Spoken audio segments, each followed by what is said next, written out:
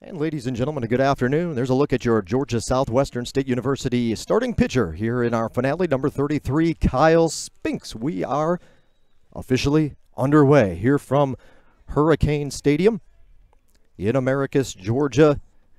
Rubber game of this weekend. Peach Belt Conference Series featuring the visiting Pacers from the University of South Carolina, Aiken. They come in with a record of 16-8 overall. 7-4 in Peach Belt Conference play. Georgia Southwestern, the Hurricanes, led by head coach Brian McLean in his 14th season, come in 4-17 overall, 1-13 in Peach Belt play. The leadoff hitter Bonilla is going to try for second. Good speed, heads up base running. He's in there. Hurricanes a little groggy here in the finale. Need to pick it up. Bonilla heads up move, heads up running, and how about that, a leadoff double to shallow left center field.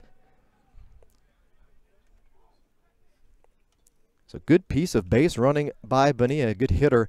Bonilla comes into today's game with a batting average of 311. Batting second baseman number 9, Joey Smithers. So the leadoff man is aboard.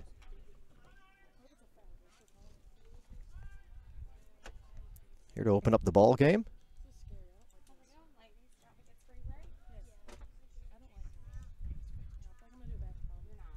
Get that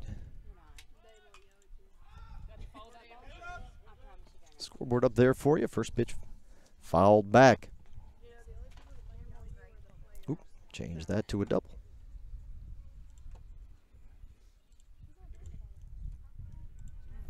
So Bonilla at second base now.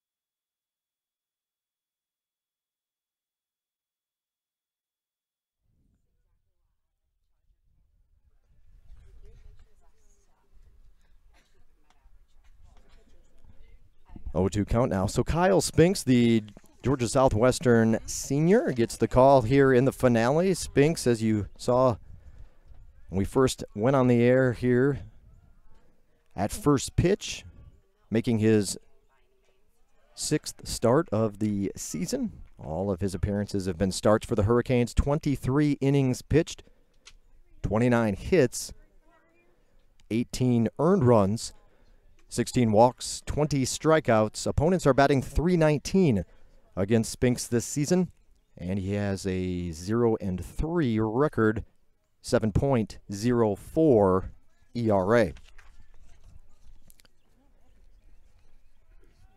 1-2 the count to, 1-2 the count to Smithers. Just underway from Hurricane Stadium. Cloudy skies. In there for a strike. So Smithers goes down looking. 1 out in the inning.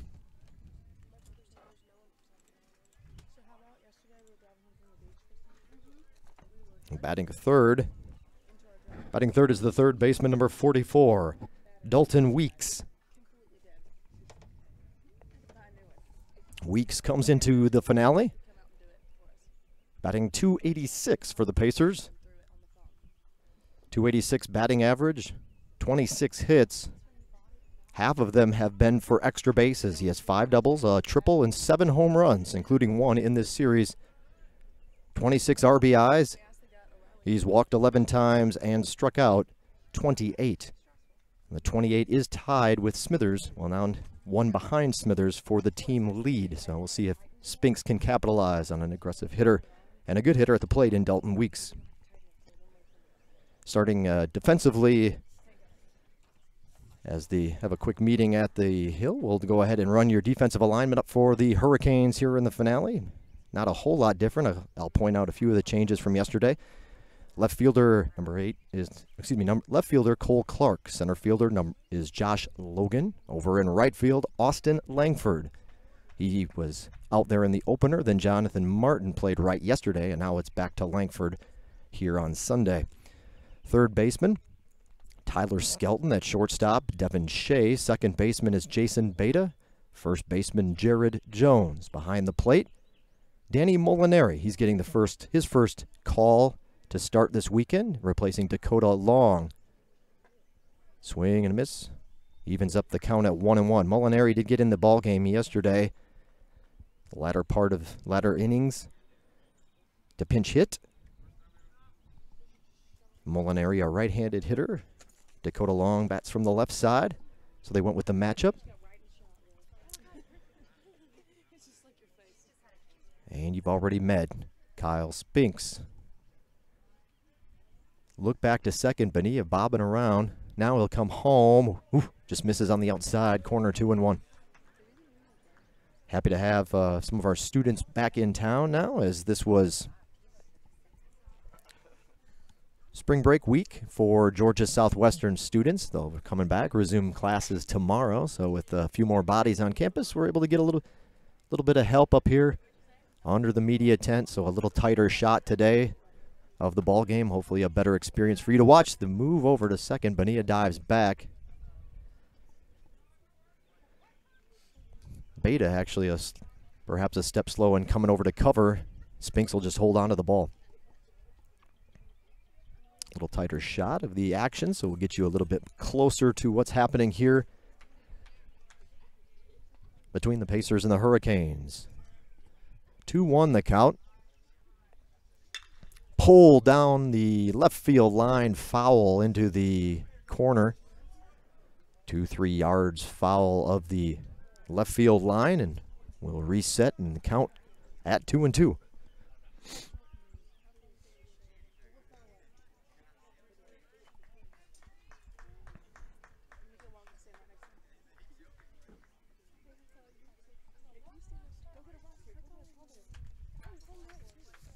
Overall team batting average is coming into play today. GSW batting .224 from the plate. Foul, first base side out of play. Line shot over the USC Aiken dugout. .224 team batting average. USC Aiken .272 team batting average overall. GSW's staff ERA of 6.29. USC Aiken at 4.44. Things even up a little bit tighter when you compare just Peach Belt Conference numbers. If you saw our preview on our website, gswcanes.com, you've already perhaps noticed that things tighten up a little bit. Team batting average in conference play, .237 for the Pacers, .235 for Georgia Southwestern. Outside, ball 3, count goes full. Team ERA still a hefty advantage for Aiken, 4.23 compared to 7.67. But again, the Hurricanes have been trying to dig themselves out of a hole since their Peach Belt Conference opener when they lost to Georgia College 28-1. Still chipping away at that number to get it back down a more respectable figure. That pitch just misses to Weeks. Perhaps a little bit high. A few chirping fans not happy with the call on that one, but Weeks will go down to first base, and now there's runners at first and second with one away. And we're to the cleanup hitter. Batting fourth for USC Aiken, the catcher, number 30, Connor Durden.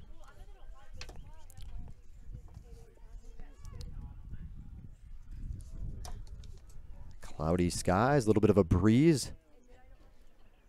You see the flag. Well, I can't see the flag in today's shot, but the flag blowing similar to how it has all weekend, kind of coming in and blowing towards the left field corner. First pitch to Durden for a strike. Connor Durden comes in batting .307 of the everyday starters. There are now 3. That number's been dwindled a little bit over the course of the weekend. Now 3 Pacers batting over 300 for the season. Smithers leads the team with a .340 batting average, Bonilla at .311, and here's Durden at .307. Durden falls behind in the count, 0-2. Runners are at first and second for the Pacers with the walk to Smithers. Or excuse me, the walk to Weeks, rather.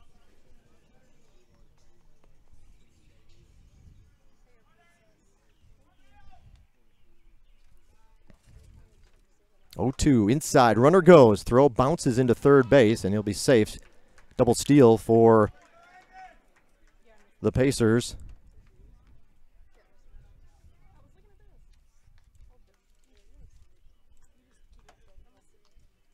Couple of runners in scoring position now for the cleanup hitter.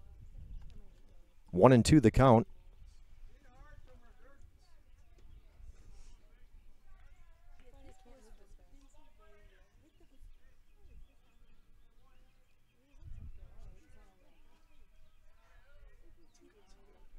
One-two pitch, chop foul, one hopper. They'll come home with it. The throw, the tag. All right.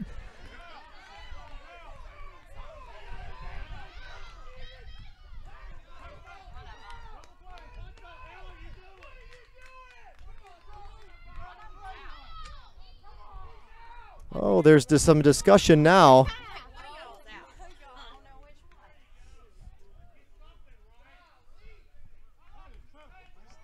And I believe it's Weeks that'll go back as he was standing on the bag over at third.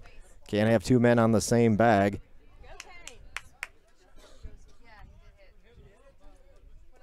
So a fielder's choice for the batter. Runners are at the corners now with 2 outs in the inning.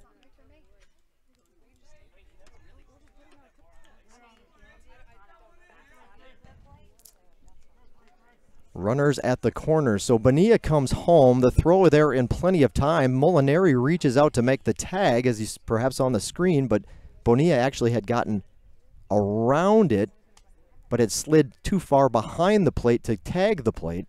He got up. There was a little back and forth bebopping going on, and then Molinari just chased Bonilla back to third base.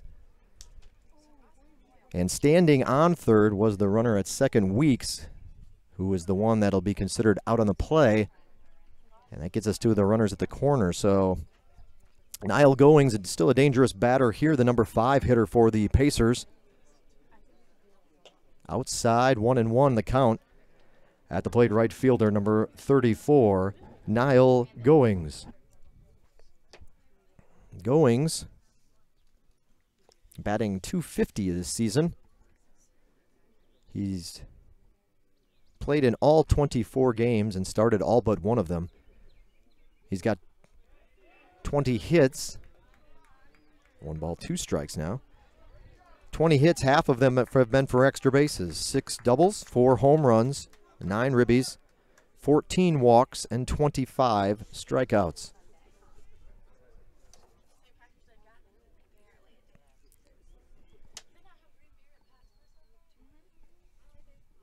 One-two pitch to Goings. Off speed. Goings does not bite, and it drifts off the plate to even the count at 2-2.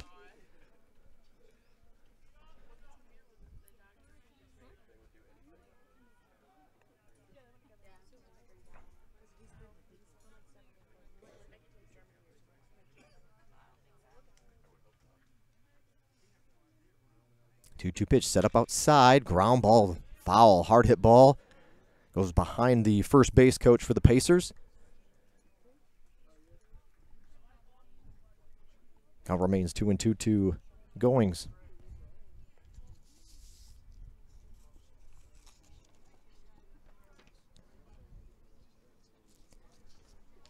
Georgia Southwestern picked up their first Peach Belt Conference victory of the season, and it came in the opener. The series hard hit ball, that's through the hole, base hit for Goings. RBI number 10 of the season for the right fielder.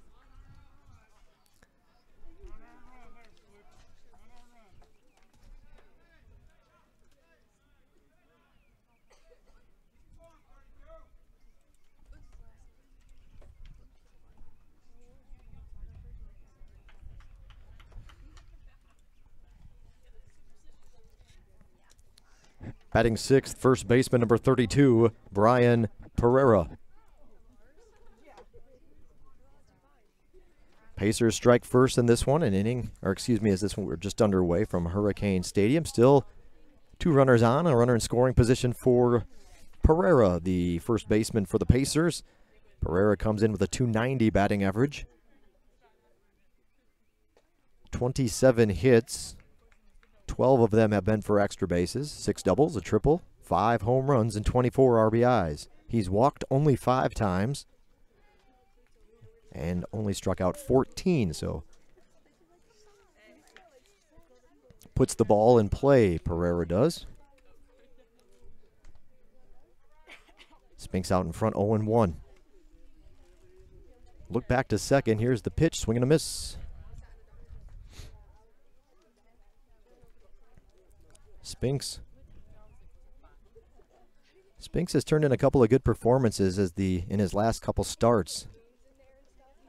If we take a look at how things have gone for him, he was kind of the victim of his bullpen letting him down his last time out. He pitched great against Flagler, got to, I believe it was the 8th inning. We'll take a look here at the stats. Inside pitch.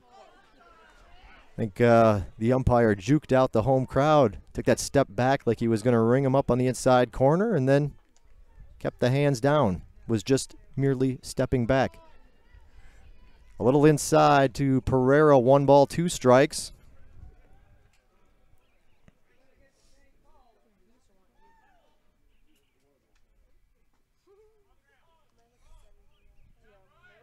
Time called by the batter.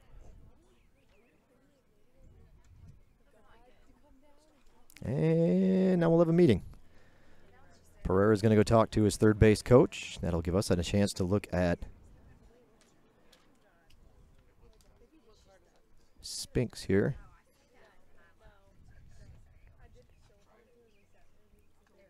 Take a look at his game log. So at Flagler, he pitched into the 8th inning, went 7 2/3. Actually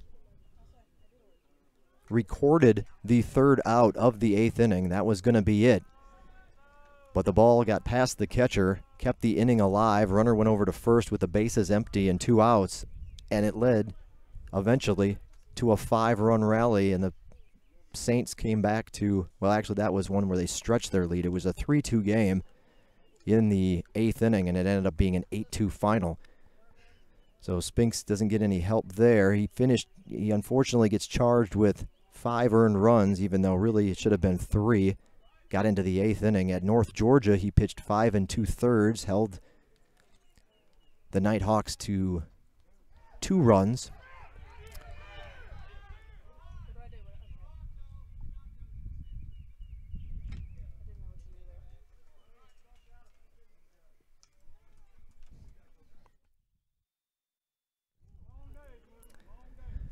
So a couple of interesting calls having to be made by the umpiring crew here in the early going. A little veering off the course of perhaps a routine day at the ballpark. Hit by a pitch is Pereira, so the bases are loaded for the Pacers now. With 2 outs. Spinks trying to get out of trouble here, though. Designated hitter number 1, Philip Watcher.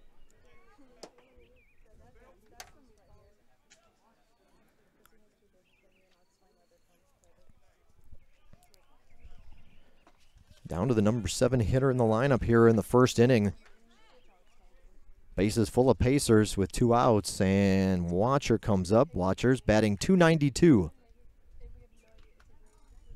26 hits this season. 6 have gone for extra bases, 2 doubles, a triple, 3 home runs, 20 RBIs, 11 walks, and 17 strikeouts.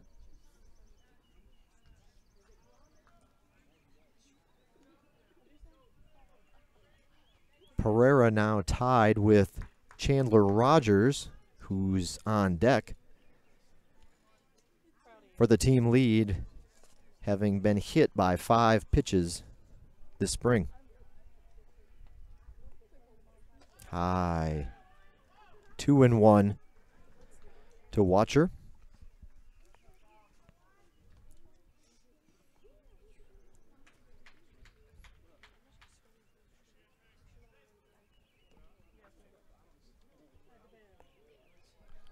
2 hits in the inning, a walk and a hit batter along the way, has put Spinks here in this position. High and inside. There's nowhere to put him. 3-1 the count.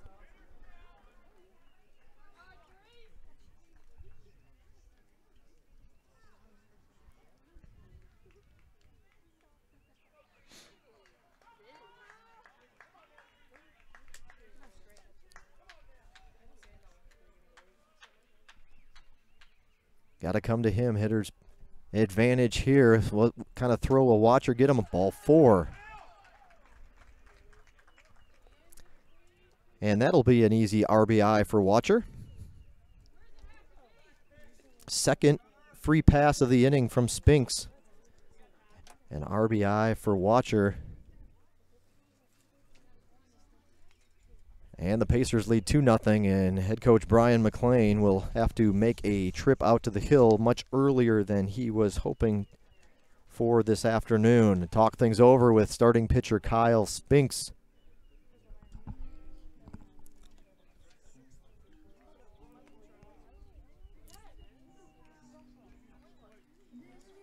Their chat has come to an end, and coach will head back and trot back to the dugout. All right, Kyle, you got to keep this thing manageable here. The Pacers threatening to open this thing up big in the first, already ahead 2-0, and now they're the number 8 hitter. Shortstop number 2, Chandler Rogers. So Rogers this season, .232 batting average. That off-speed pitch is in there for a strike. Rogers, .232 batting average, 16 hits. He's started all 25 games for the Pacers. 16 hits. 2 have gone for extra bases. He has a pair of doubles. 10 RBIs. 15 walks, which popped up. Third base, over third base to the left fielder, Cole Clark, who makes the grab and ends the inning. But USC Aiken strikes first. They get a couple in the first inning. Georgia Southwestern will head to the dugout for the first time this afternoon to grab the sticks. We'll see what the Hurricanes have as an answer to Aiken's first strike. We appreciate you tuning in. This is the Rubber Game Series finale. USC Aiken and GSW, you're watching on the Surge Sports Network. We'll be back in just a moment.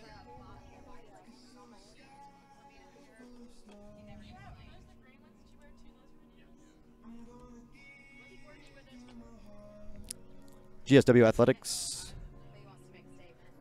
and Adidas, partners on and off the field. We thank Adidas for being the official athletic footwear and apparel supplier of Hurricane Athletics.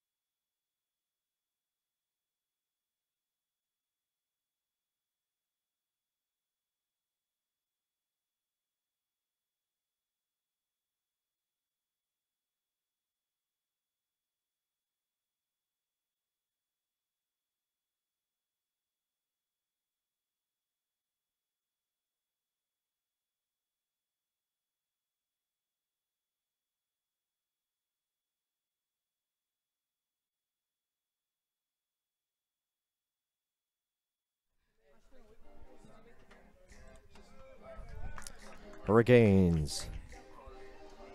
Leading things off for GSW, second baseman number 13, Jason Beta. All right, Jason Beta, the second baseman for the Canes. First pitch swinging into the bat, right field. It's dropping. Will it be in fair territory? No, it will not. Unfortunately, the Aiken dugout blocking your view of that one, blocking our view too. But it does slice foul, and it'll only be the first strike to Beta. I know. Yeah, just kind of do your best.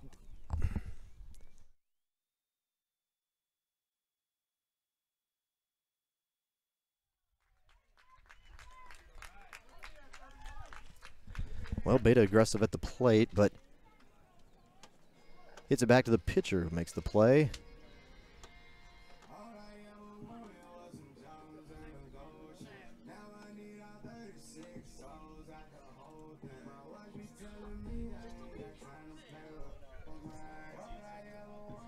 Batting second, left fielder, number 8, Cole Clark.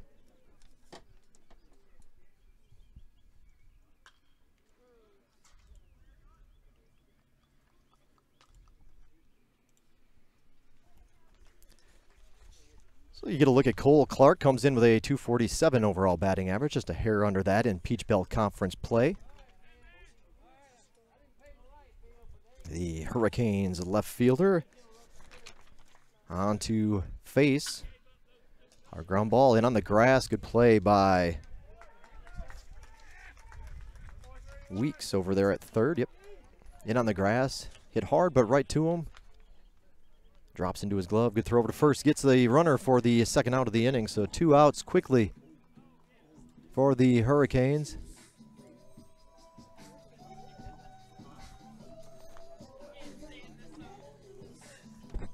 Batting third, center fielder number 15, Josh Logan.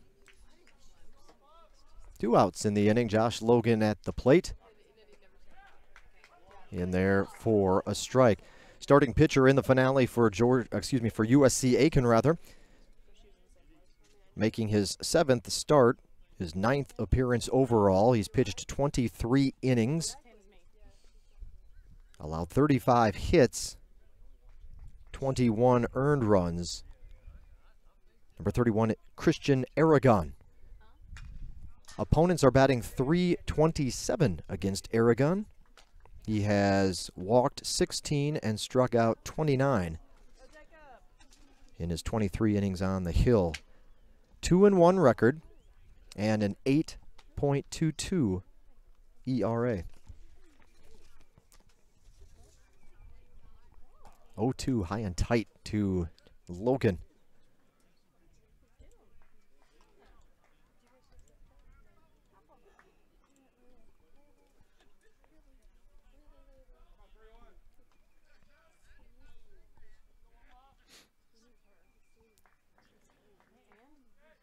One-two delivery, swing and a miss, strike 3. So Aragon gets a strikeout to end the home half of the first. 3 up, 3 down for Georgia Southwestern in the first inning. We head to the second here from Hurricane Stadium. Thanks for tuning in on a Sunday. Peach Belt Conference action on the Surge Sports Network.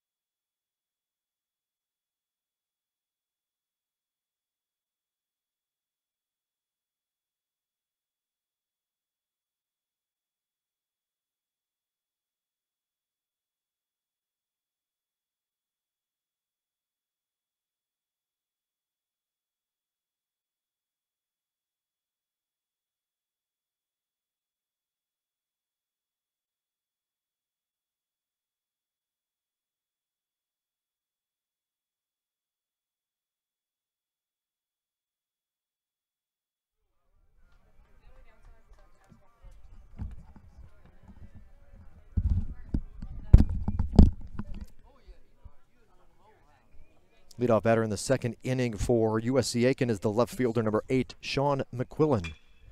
Chops this one. High bounce to Skelton over at third. Jones able to keep a toe on the bag and get the first out of the inning.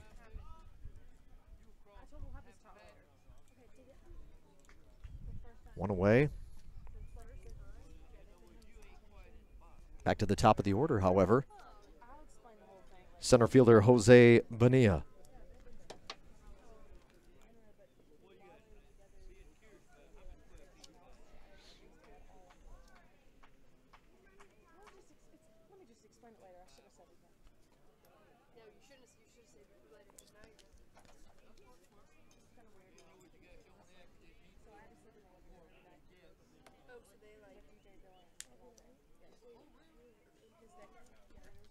First pitch to Bonilla, ball. Bonilla ripped a line drive into left center field. Heads up base running on his part to catch the ball. It was in front of the defense, but still in the gap in left field, and he quickly gets turns the jets on and turns a single into a double as the Hurricanes were still coming in to get to the ball. But pitch gets away from Molinari to the backstop, and it'll be ball 3.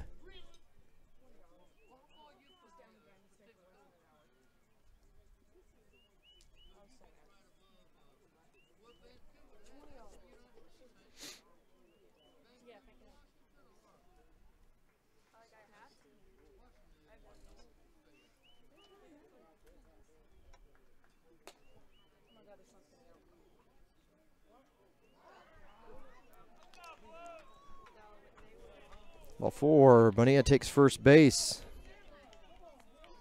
It's the third walk of the game for Spinks.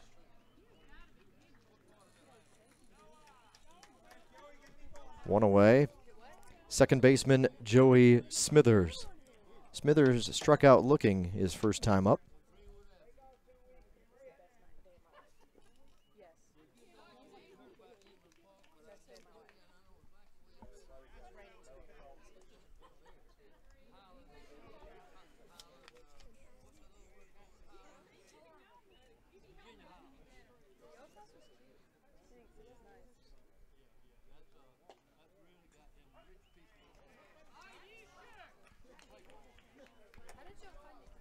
First pitch to Smithers, a strike.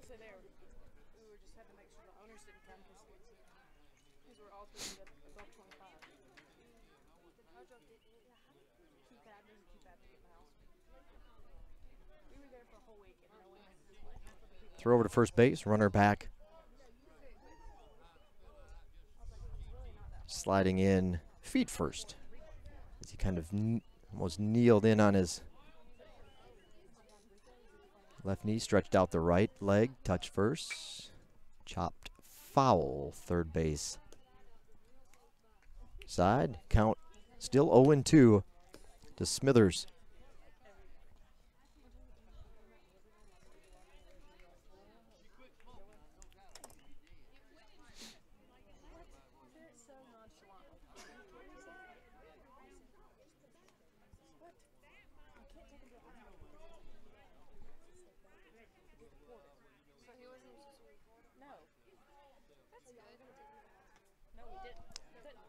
This time he will lead back in with his hands. Bonilla in there safely.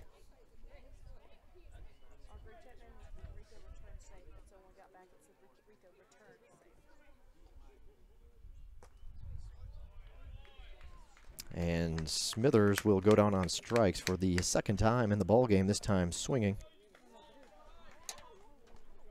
2 away. Third baseman Dalton Weeks. Weeks walked in the first.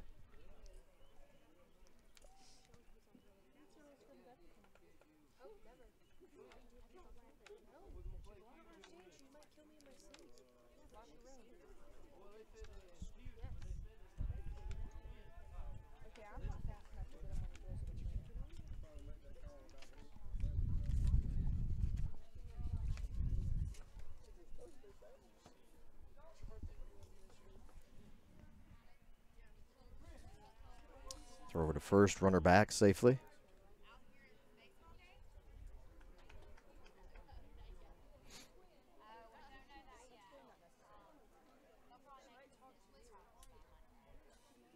Runner goes.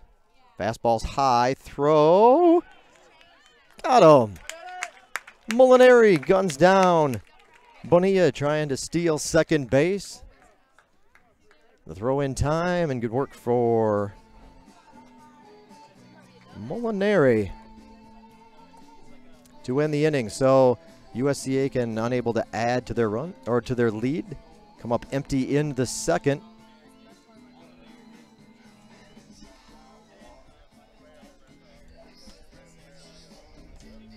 We head to the bottom of the second. Due up for Georgia Southwestern. It'll be Moore, Jones, and Langford. 4, 5, and 6 hitters when we return.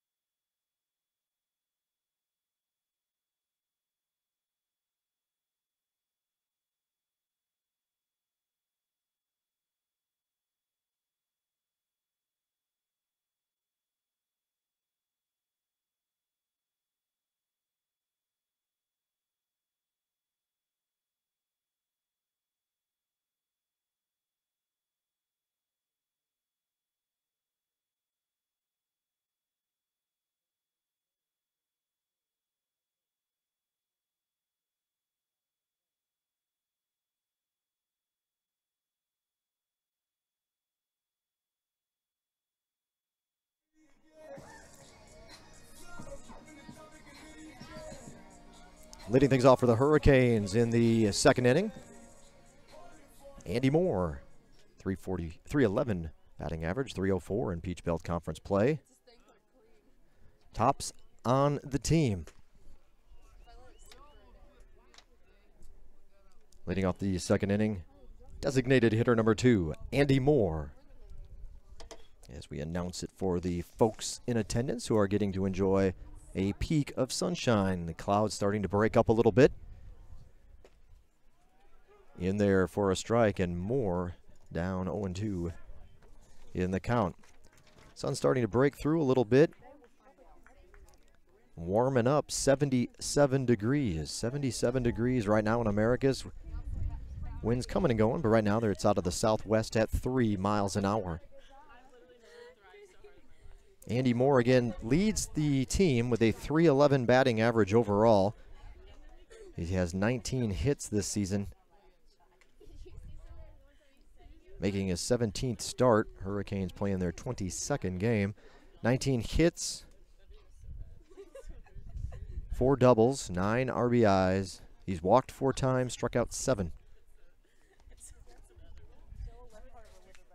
1-2 is the count to Moore here as the Hurricanes open up the home half of the second inning.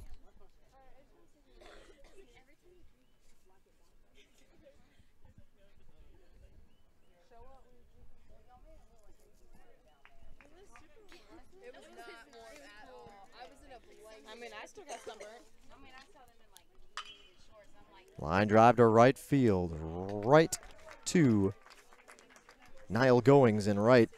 Easy play for Goings. And there's one away.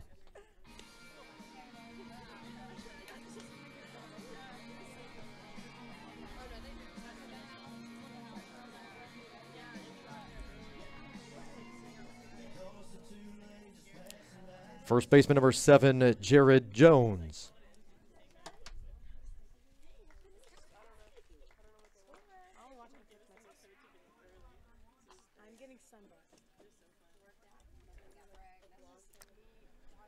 Jared Jones steps in, and first pitch strike to the Hurricanes' first baseman.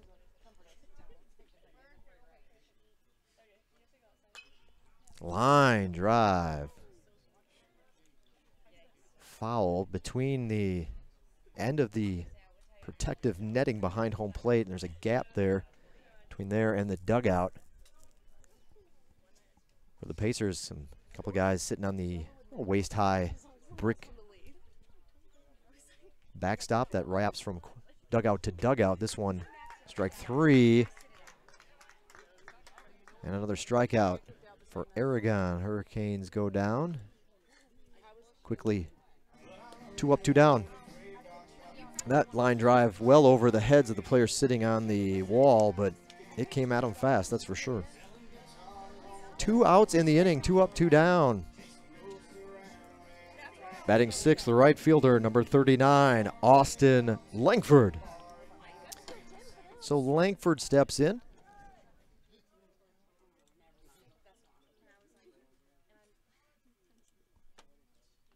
Freshman to face Aragon here. Big cut, swing and a miss.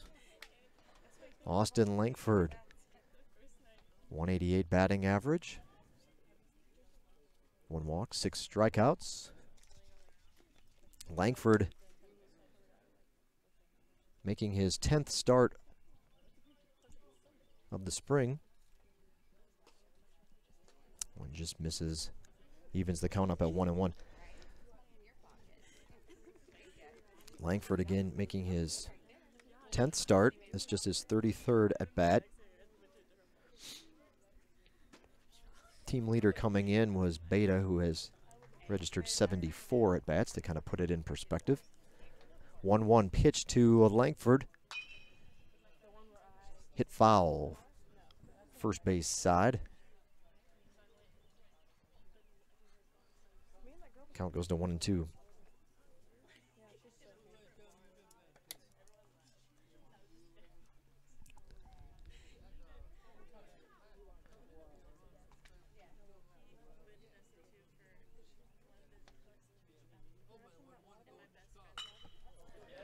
And this is a base hit. Line drive single to center field. Langford gets the Hurricanes' first hit of the ball game. Comes with 2 outs here in the second.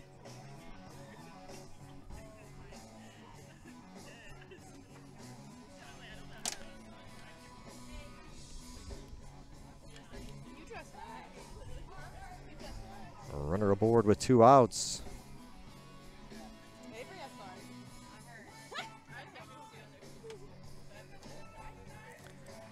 Now batting is the catcher, number 19, Danny Molinari.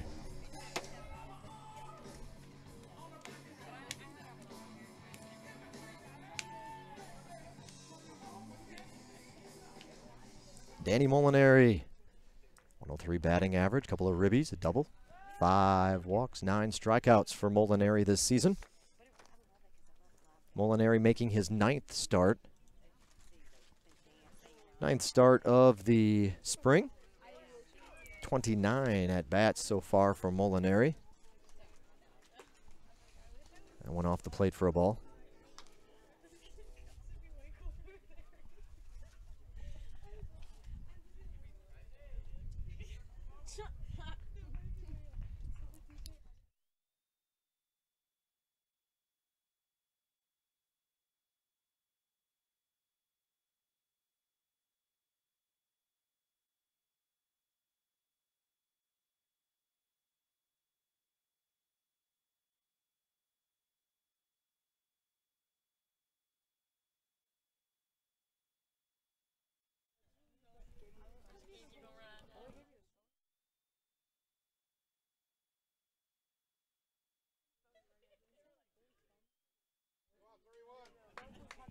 I know.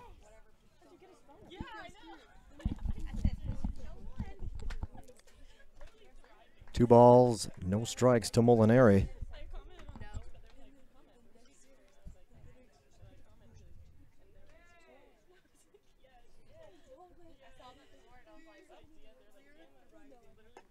outside, ball 3.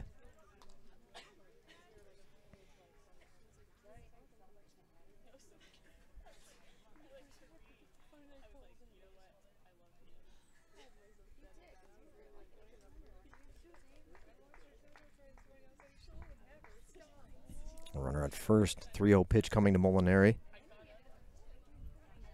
High, ball 4. 2-out walk to the Hurricanes' number 7 hitter in the lineup.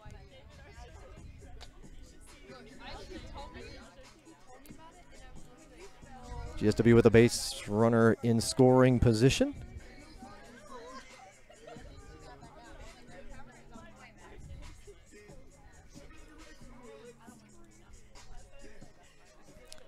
Now batting for the Hurricanes, third baseman number 1, Tyler Skelton.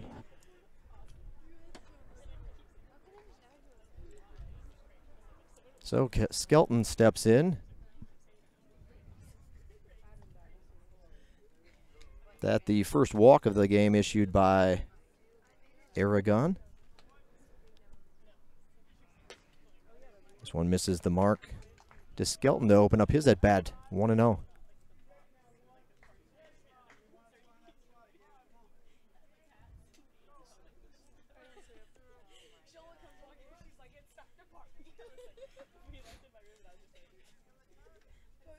Langford at second, there on your screen. Molinari at first. 1-0 pitch coming to Skelton. That one misses, ball 2. So Aragon suddenly has found a little bit of trouble hitting the zone, and this time, only one of the assistant coaches that's going to come out and have a word as Aragon's kind of stumbled through the last batter plus here and just settle them down and get them out of this inning. Hurricanes haven't done any damage yet, but they got runners on first and second with 2 outs. We'll be back in a moment after the meeting on the hill.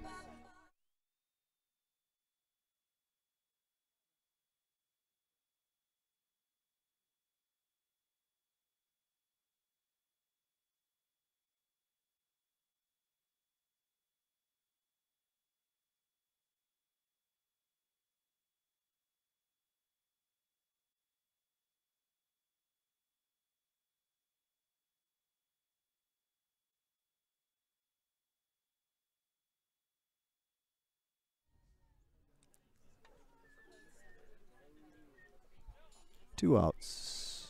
We're back to action here. See how the talking to went over here. Skelton is the number 8 hitter in the Georgia Southwestern lineup. Strike. 2-1. Often works that way. Skelton, .210 batting average. 19th start of the spring. This is the Hurricanes' 22nd game. 13 hits for Skelton. 1 has been for extra bases. He has a double. Couple of walks, 9 strikeouts.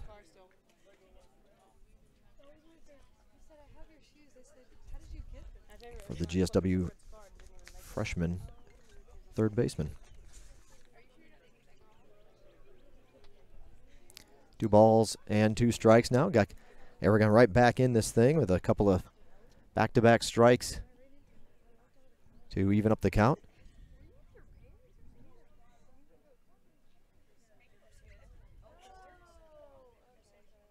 Two-two pitch, foul back to the screen. Is 2-2.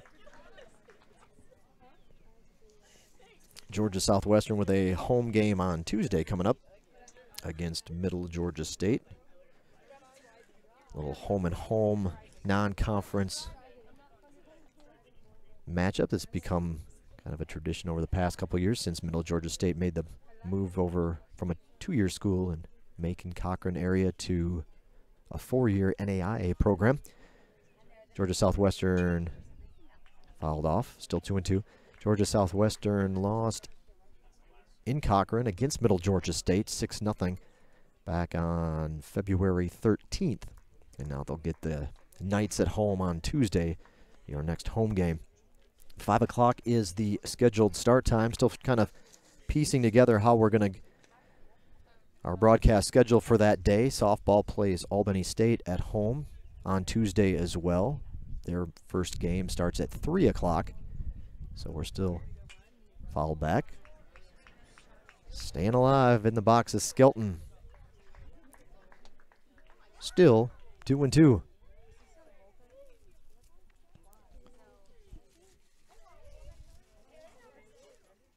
Live stats guaranteed for that ball game. We may be at softball with our Surge Sports Network video broadcast that day.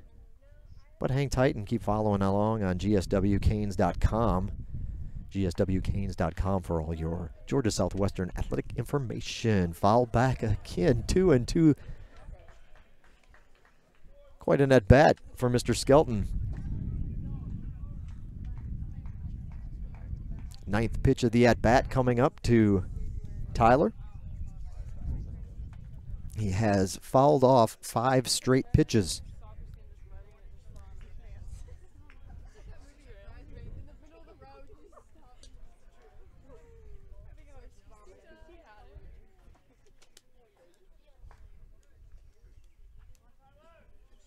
Two-two pitch, foul back.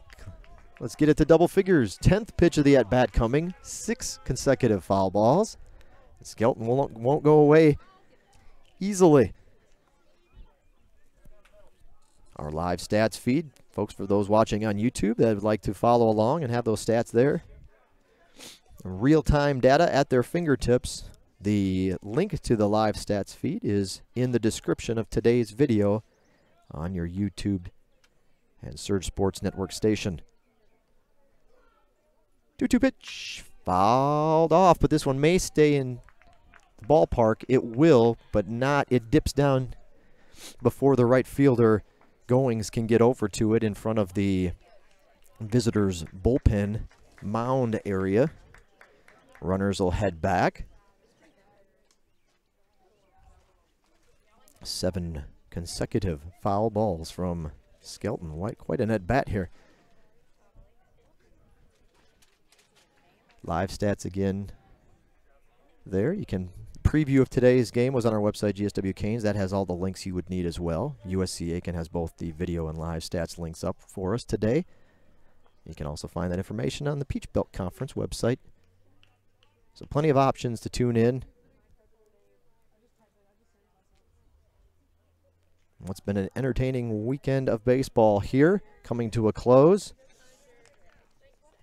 Georgia Southwestern took the opener 5-1 on Friday evening. Ground ball off the glove of the pitcher. It's going to go right to the second baseman covering the bag.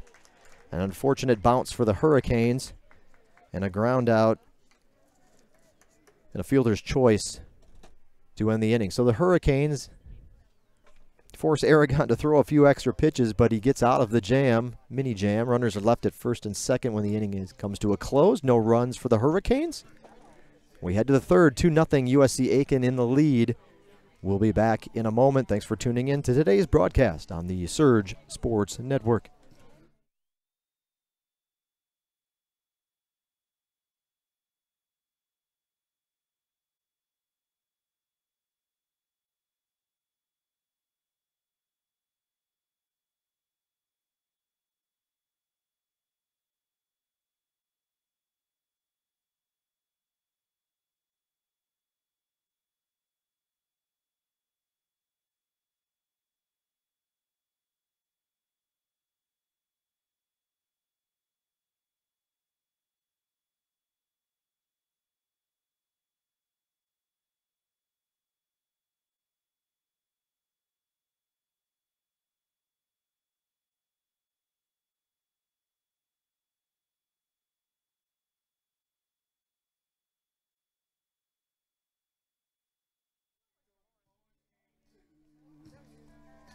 Roman Oven Pizzeria. Anthony and his crew over there at the Roman Oven. Italian cuisine. They got a full menu, but one of their featured things on the menu here in town is the pizza buffet. You see in front of you, delicious pizza buffet. Great price, plenty of food, desserts, the whole works over at the Roman Oven. But they've got the full menu of items of sandwiches, wraps, wings, you name it. And Anthony can prepare it for you over at the Roman Oven Pizzeria here in Americus. Proud partner and sponsor of GSW Athletics.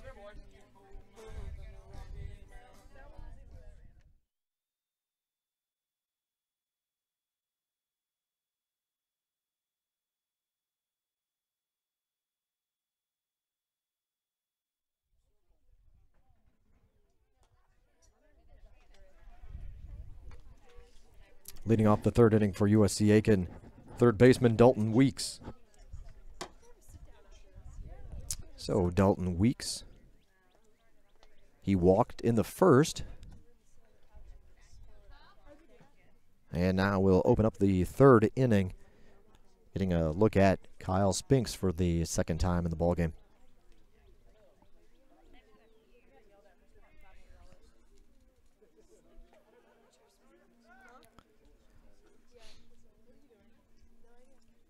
Two-one count to Weeks. Dalton Weeks.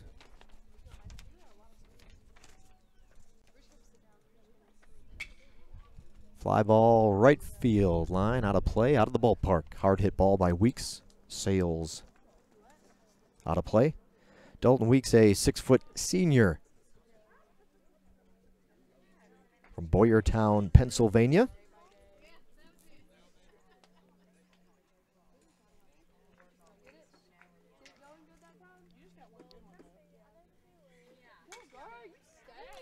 Weeks, one of 9 seniors on the Pacers roster.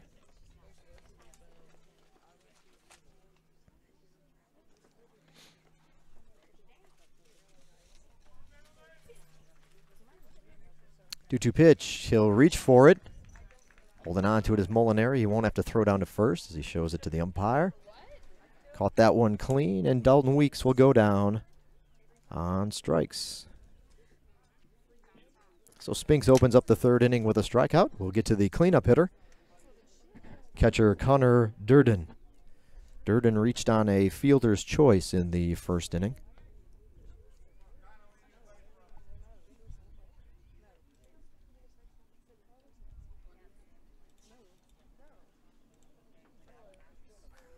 First pitch of the at-bat to Durden misses the mark, 1-0.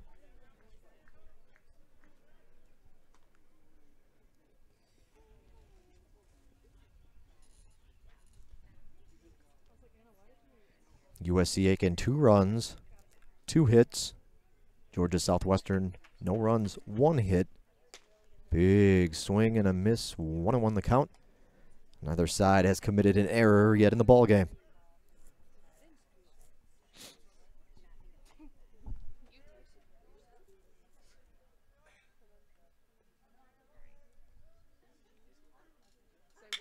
Hard hit ball to left field, going back. Back is Clark. It's going to one-hop the wall. He'll get it in, and it'll be a stand-up double. Hard hit ball by Durden over the left fielder's head.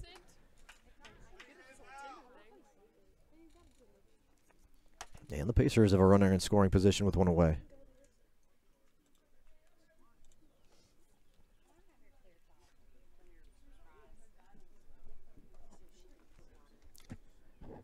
Now batting right fielder Niall Goings. Goings singled in the first inning. He has an RBI. Off-speed pitch catches the outside corner. Good pitch from Spinks to open up the at-bat.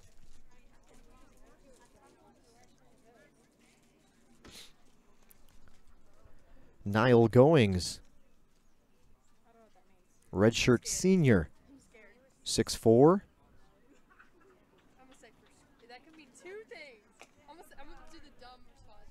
6'4", 225 frame for Goings. Outfielders from Marietta.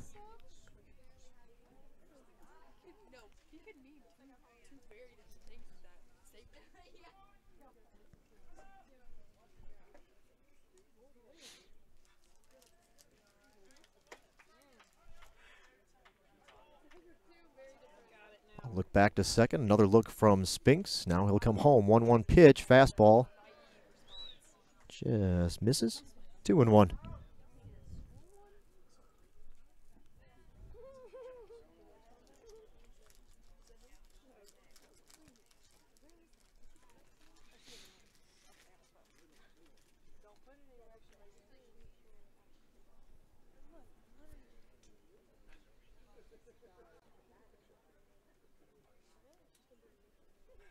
Off-speed pitch. Fooled Goings a little out in front with his swing on that one. 2 even up the count at 2-2.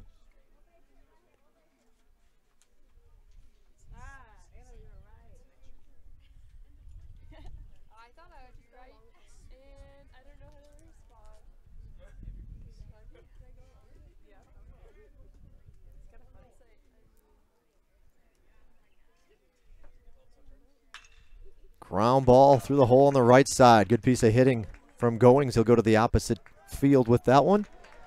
And he'll get himself another RBI. Goings 2 for 2 in the ball game.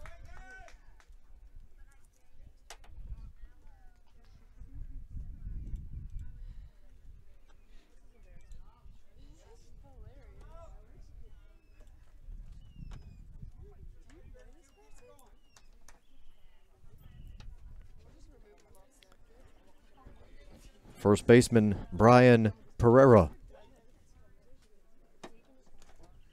Pereira was hit by a pitch in the first inning.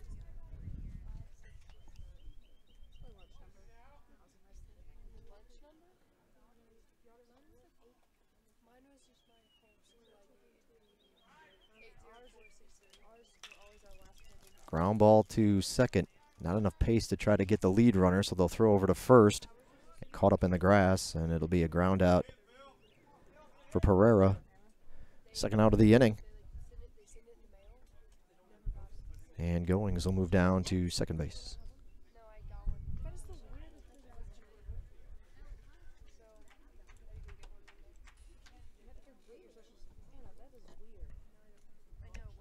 Designated hitter Philip Watcher.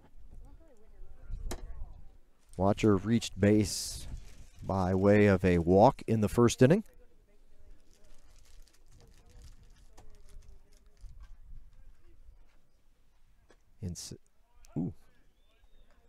Inside, Watcher must be on top of the plate. Hard to see a little bit from our angle, but that one, fastball inside.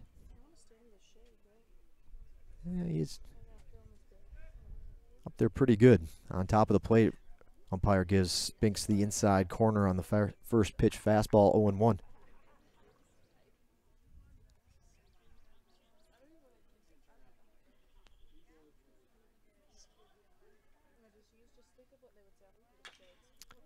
In on the hands, chop foul. Spinks got a little room to work now. 0-2 out in front to Watcher. The number 7 hitter in the lineup for USC Aiken. Watcher's a 5'7" redshirt junior. Bats left, as you see. Throws right from Sumter, South Carolina.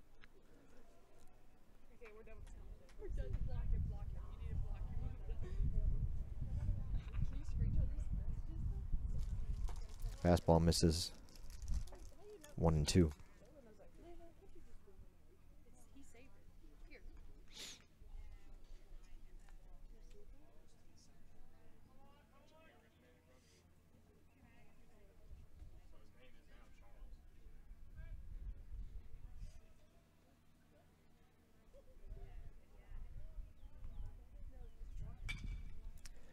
Fouled up, out of play, third base side.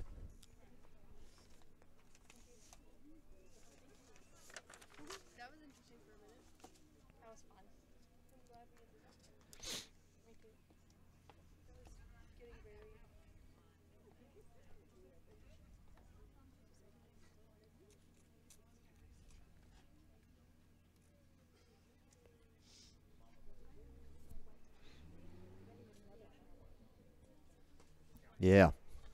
Off speed in there. Curls in, waist high, and gets the strikeout. So a strikeout looking.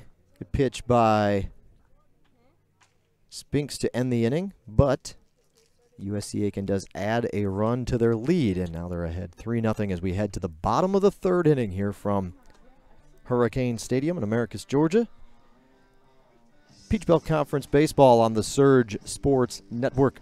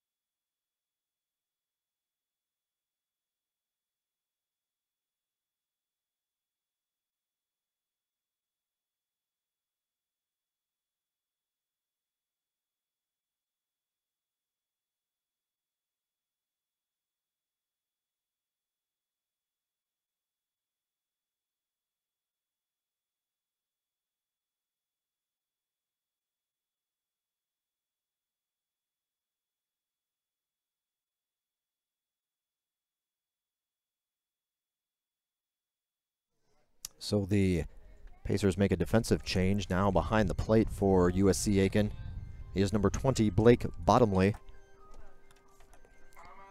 Leading off the third inning for the Hurricanes, shortstop, number 26, Devin Shea.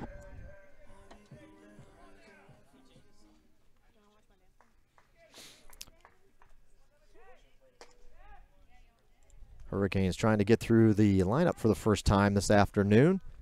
Devin Shea making his first plate appearance, .233 batting average. He's been creeping that one up here over the last couple of games. Shea earning himself a spot. This one could be trouble. Yep. Good play by the shortstop to get there. He tried to pop up from his knees and make the throw. Couldn't do it. A base hit for Devin Shea.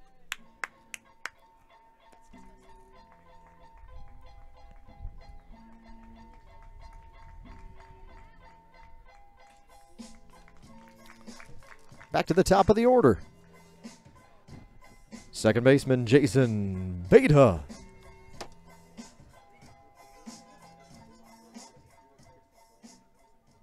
Beta lined out to the pitcher to open up the ball game.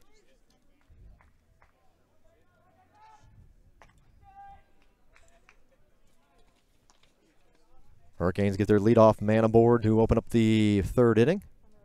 Aiken 2 runs in the first and a run in the top of the third to get where we're at in the ball game.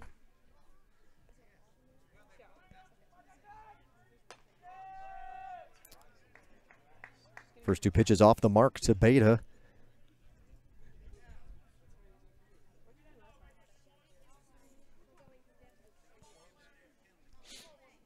Aragon with 1 free pass. He walked Molinari. Got a couple. Ooh, throw to first, Shea just back. The lefty with a good move over to first base. Be alert on over in that situation. See if he's got any pickoffs this season. High fly ball drifting. I think this one's going to get out of the ballpark. Nope.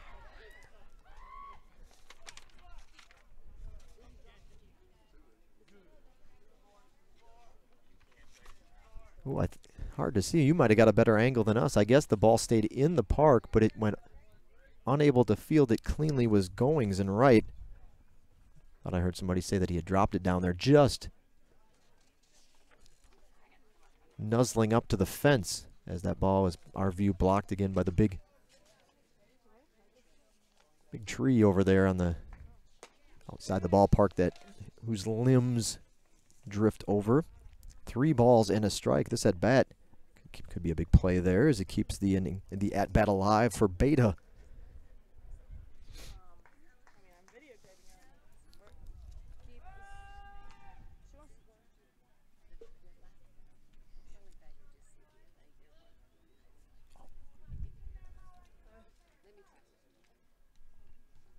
Three balls and a strike. Aragon has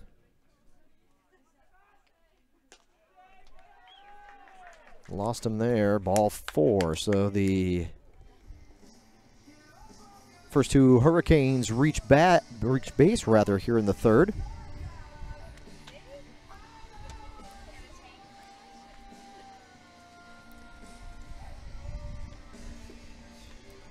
Runners at first and second for the Hurricanes.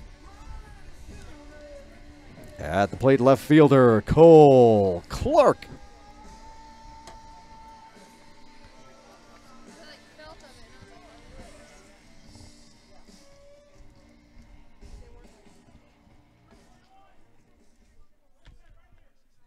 Clark grounded out to the 3rd baseman his first time up.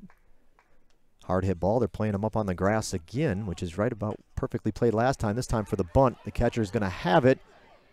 Clark a little slow to get out of the box.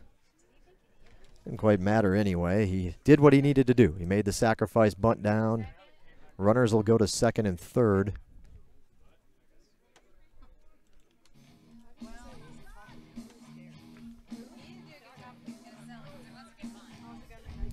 Runners move over. Hurricanes got a little something brewing here, but there is one away in the inning.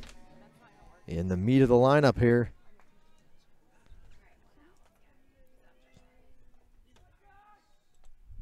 Big cut at the plate. Center fielder Josh Logan.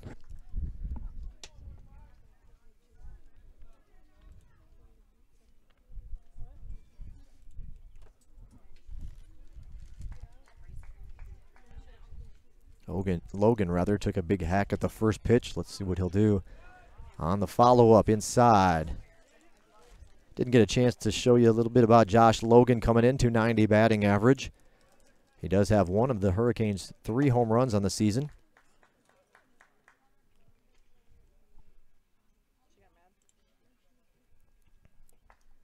A little bit of power, but the Hurricanes as a team, of course, not built necessarily for the long ball. 3 home runs on the year for Georgia Southwestern. Opponents have hit 17 long balls against Hurricane pitching. 2 balls and a strike to Logan.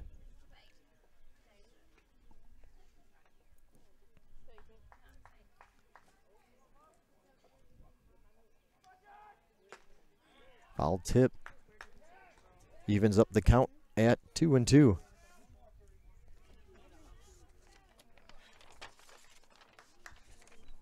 Logan, the number 3 hitter in the batting order for the Hurricanes.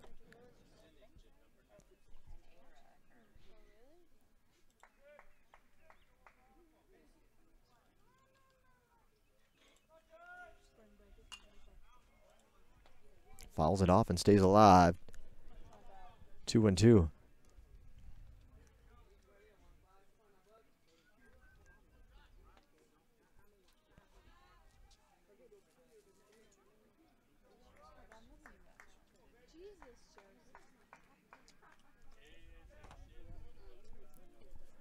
Two balls, 2 strikes.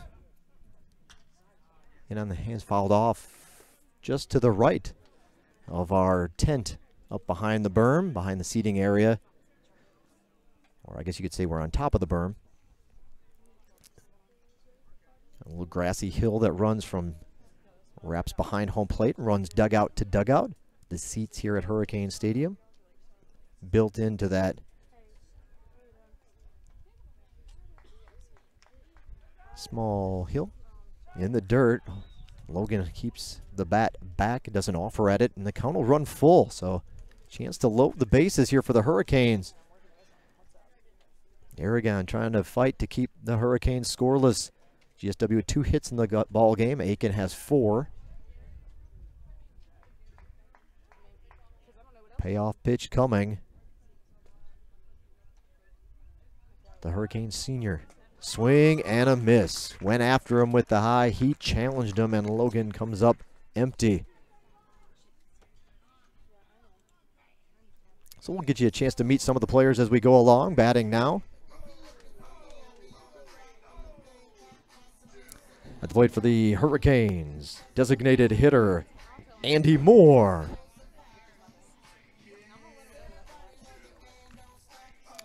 So Logan has struck out swinging both times he's been up today.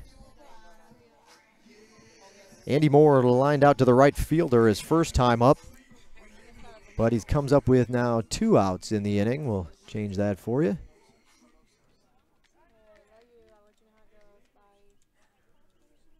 Hurricanes with 2 outs and runners at second and third.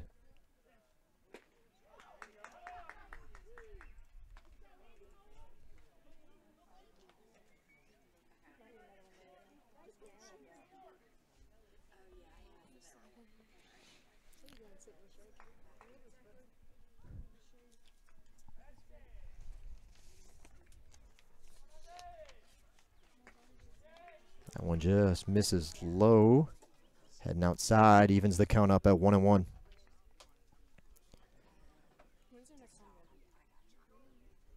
Andy Moore has actually had a lot of success this season at the plate against left-handed pitching. He's 7 for 10 coming into play today. So now 7 for 11 on the season. Bouncing to the right side. First baseman has it. Leads Aragon to the bag, and the Hurricanes come up empty. Had a chance to do something this half inning and couldn't come through. Aragon works his way out of it, and the score will remain 3-0 as we head to the 4th inning here from Hurricane Stadium.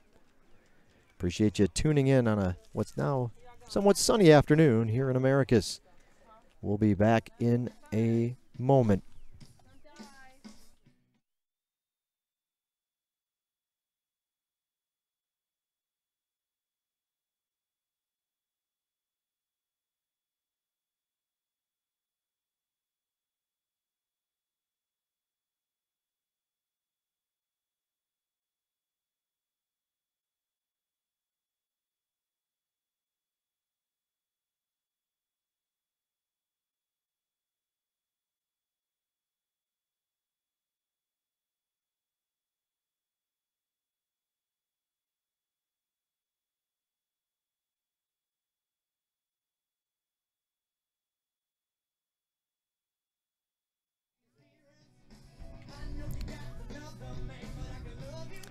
As Spinks completes his warm-up tosses for the 4th, just a reminder, fans, that you can find us on social media, GSW Athletics.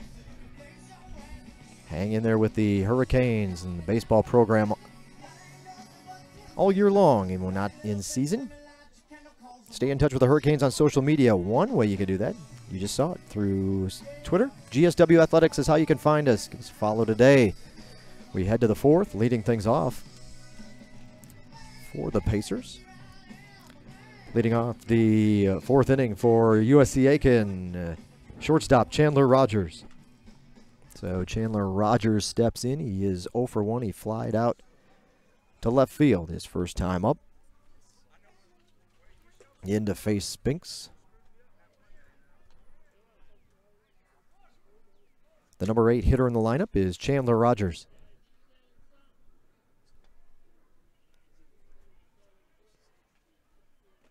First pitch misses that pitch in there for a strike to even the count at 1-1.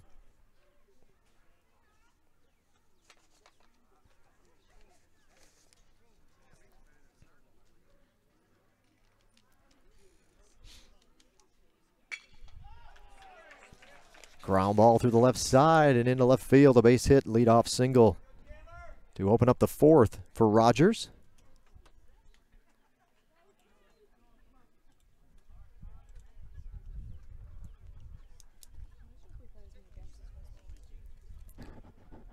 Left fielder Sean McQuillan.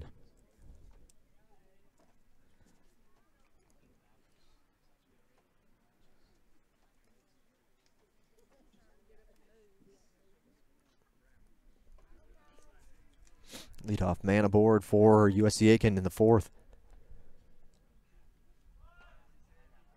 The pitch misses a little low, ball one. McQuillan grounded out to the third baseman, Skelton, to open up the second inning. Get a second look at the game at Spinks. Good lead over at first base by Rogers. Off-speed pitch. He offered at it, and the count will be even at 1-1. As McQuillan looking to put a bunt down there, maybe advance their, definitely advance the runner over.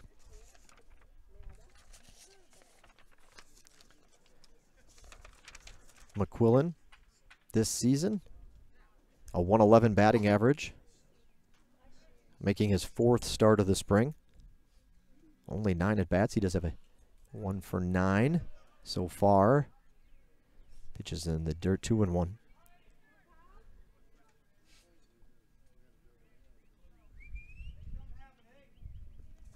Hasn't laid down a sacrifice yet this season. But again, limited action for McQuillan. A freshman, 6-foot freshman from Cary, North Carolina. Bats and throws from the left. 2 balls and a strike.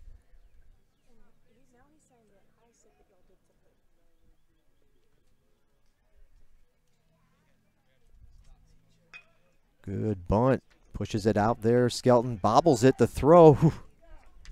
Recovers to get it and make a nice throw. Ball popped out of his hands up in the air. Skelton makes the bang-bang play off the bobble to at least get the batter a sacrifice bunt.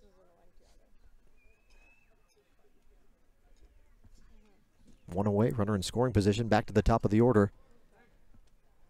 Center fielder Jose Bonilla opened the game with a double and walked in the second.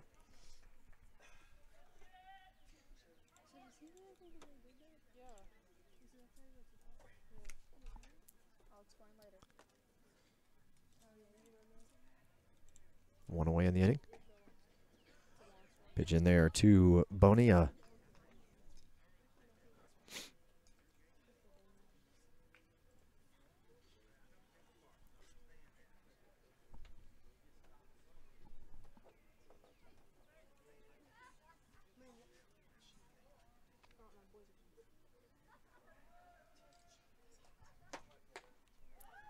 Fastball inside, 1-1.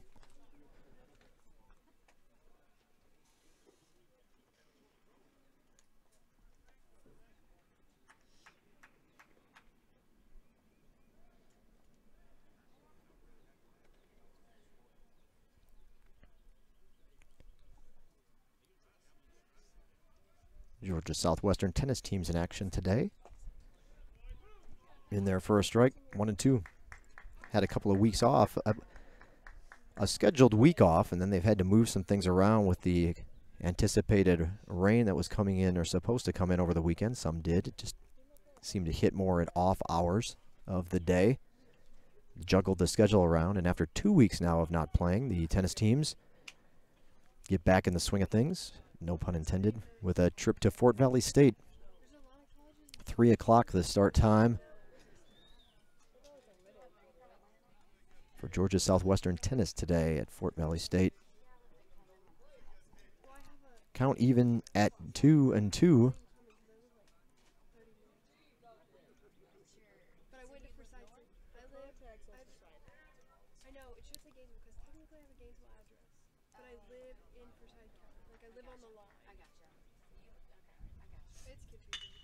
Ground ball off the foot of Spinks. Unable to get the runner. Hopefully he's all right. The inside of his foot, Spinks knocks it down. But it'll be a infield single. Runner does advance to third. They're at the corners with one away. And they'll check on Spinks to make sure his foot's okay. Hard hit ground ball right back at the hill.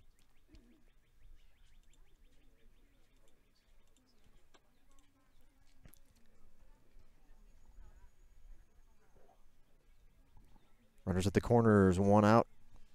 When we return, we'll see. They'll probably give him a warm-up pitch or two, see if he's all right. Feels okay. We hope Kyle's all right. We've already lost one player. Don't forget, I mentioned Twitter earlier. You can also follow us on Facebook, GSW Hurricanes. Chance to catch up with us on Facebook. The GSW baseball team has its own Twitter page. They use that regularly, kind of their preferred method of social media communication. I mentioned the Hurricanes already lost one pitcher this year to a hit back at the mound. Came in that Georgia College opening Peach Belt Series of the year. And they lost Tucker Smith to a hand injury. Broke a bones in his hand, reaching up just instinctively to try to catch a line drive back at the hill. Tucker had pitched 9 2/3 innings and had a 2.79 ERA before the injury. So they lost Tucker Smith. I want to see another pitcher go down with by way of a batted ball.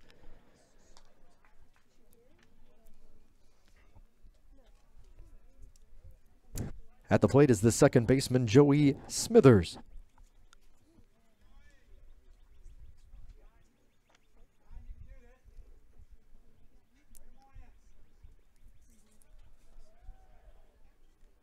Off speed, he reaches for it and does offer a 0-2.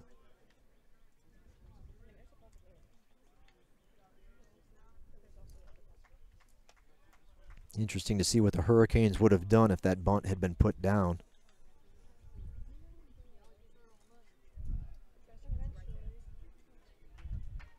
And with him reaching out that way, if he could have put it down the first base line, a good chance at a bunt single because Jones is holding the runner on the bag.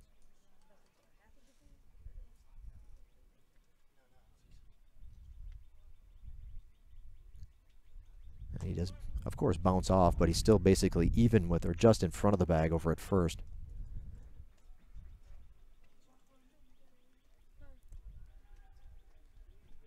One ball, 2 strikes.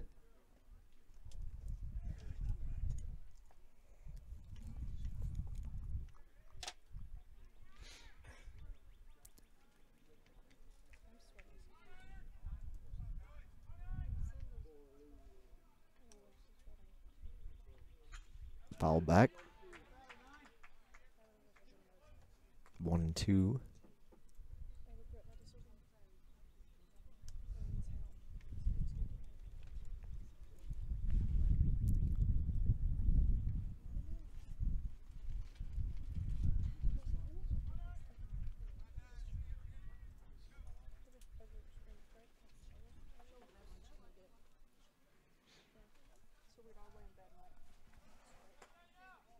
Did he offer? No, the throw down to second. Bounces away from the shortstop.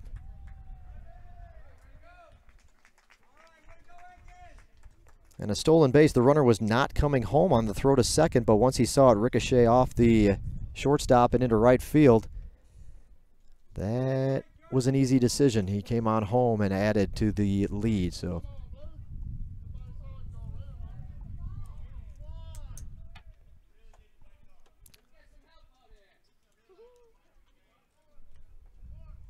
runner at third base.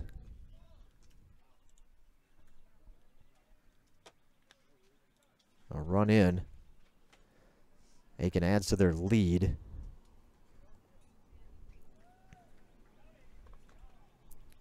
For nothing. 2-2 the count. Ground ball under the glove of a diving Skelton. A good hard hit. Single into left field. Scores another run. Aiken adds to their lead. 5-0 the score. 1 out. 7th hit of the ball game for USC Aiken. Coming to the plate, third baseman Dalton Weeks. RBI single for Smithers.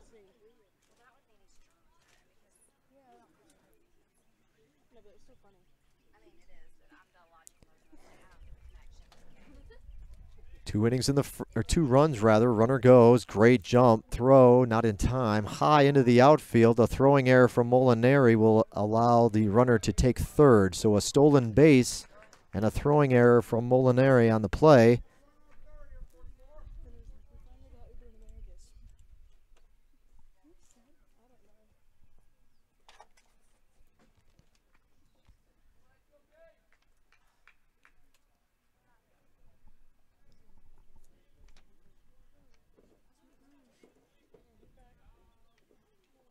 So GSW with 2 errors this inning.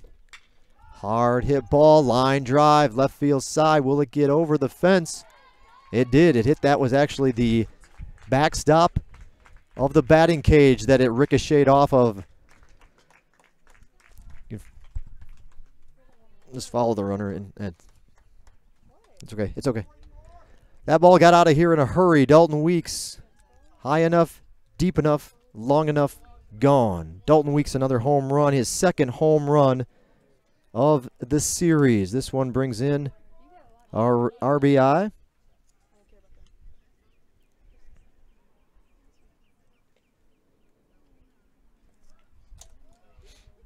Clears the bases.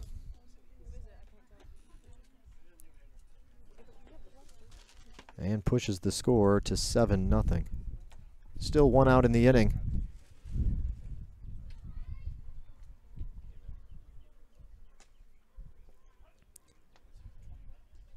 That ball got out in a hurry, as I mentioned. A hard hit line drive that cut through the wind. And really didn't get a whole lot high. I don't know if it even exceeded the height of the foul pole.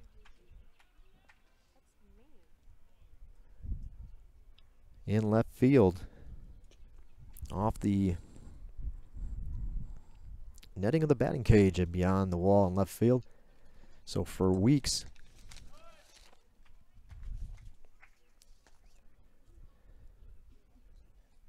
his 8th home run of the year, leads the team now, and that was RBI's 27 and 28.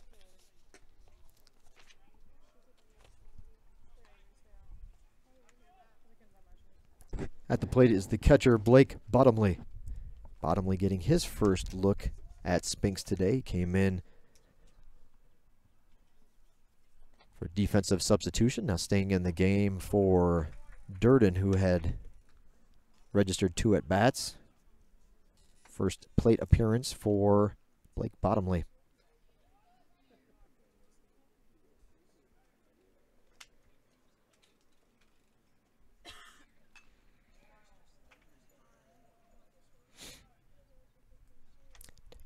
Count full to Bottomley.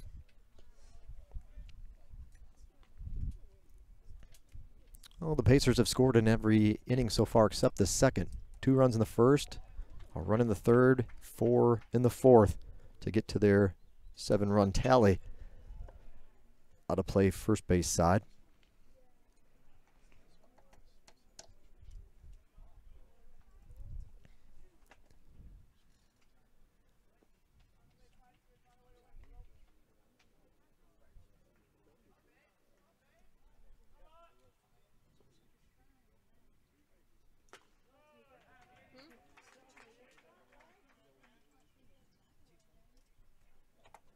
Bottomley draws the walk. 1 pitcher up in the GSW bullpen.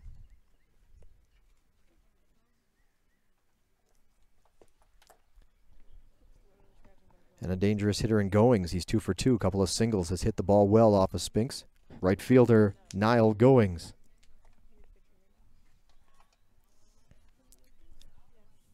So all the runs that Spinks has allowed this inning will be earned. Home run would have cleared the bases even if the runners hadn't been scurrying all over due to those bobbles and miscues on the stolen base attempts.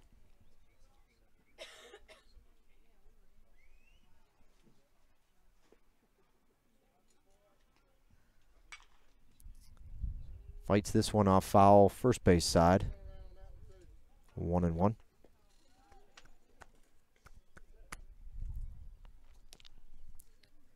Goings, as I mentioned, 2 for 2 in the ball game. Singled in the first, singled in the third.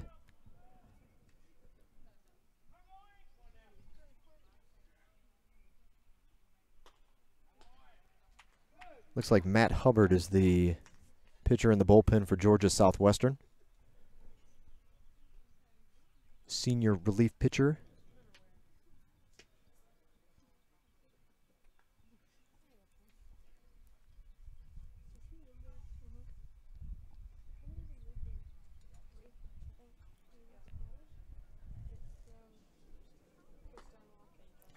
Fastball just above the waist, call for a strike.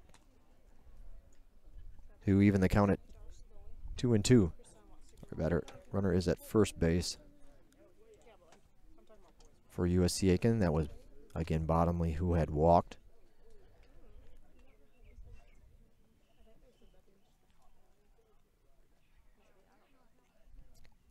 Two-two pitch, runner goes.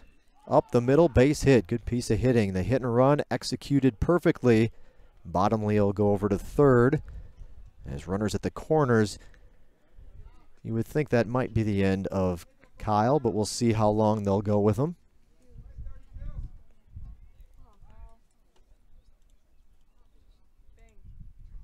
Runners at the corners, and in fact, here comes head coach Brian McLean. Goings, heck of a day for him. 3 for 3.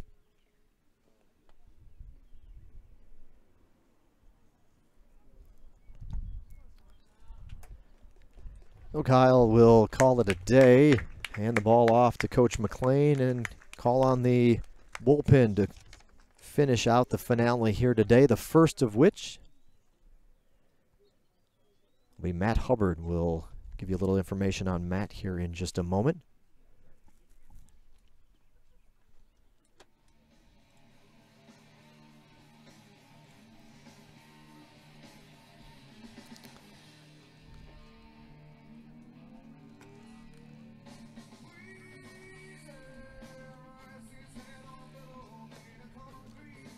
Pitching change. We'll be back in a moment.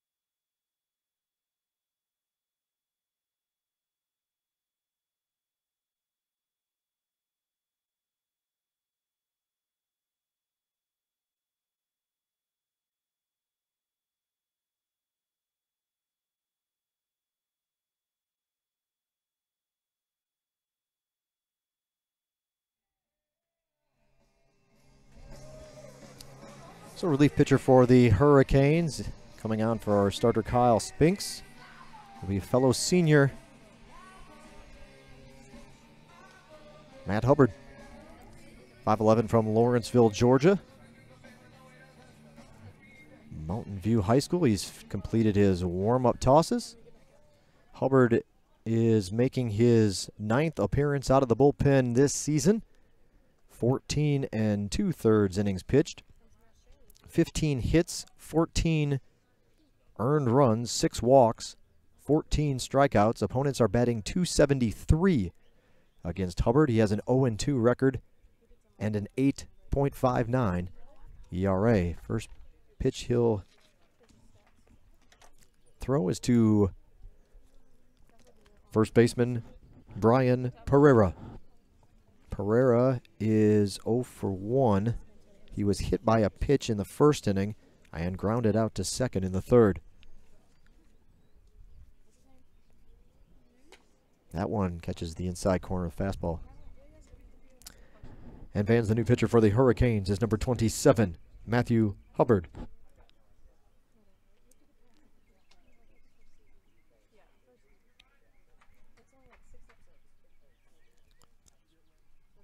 Runners are at the corners.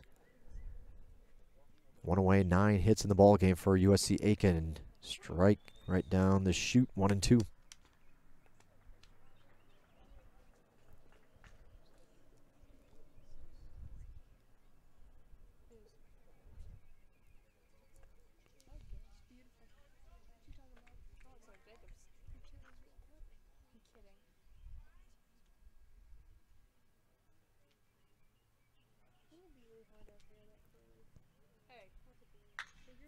popped up.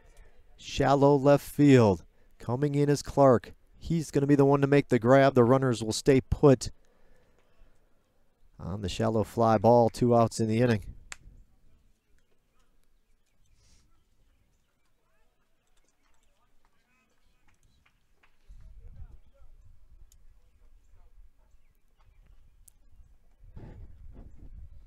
Now batting designated hitter, Philip Watcher.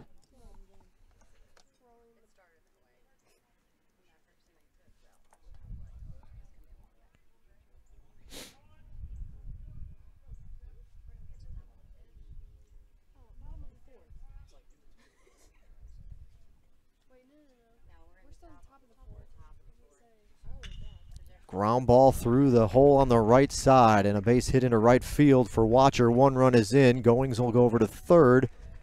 Stand up. RBI single for Philip Watcher.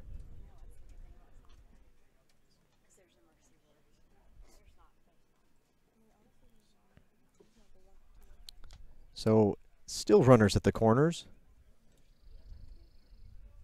2 away. Aiken leads 8-0.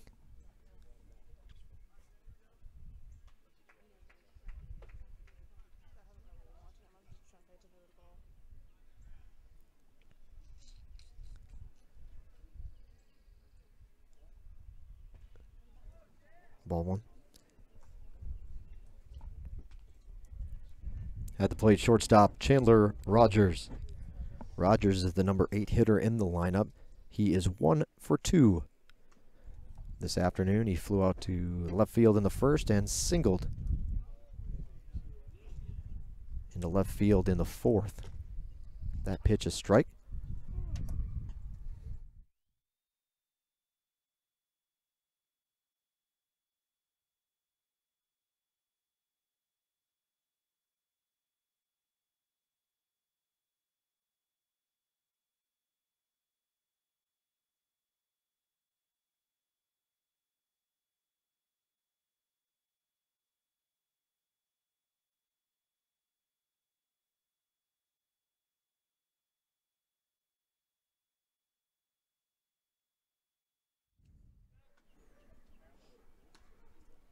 One ball, 2 strikes.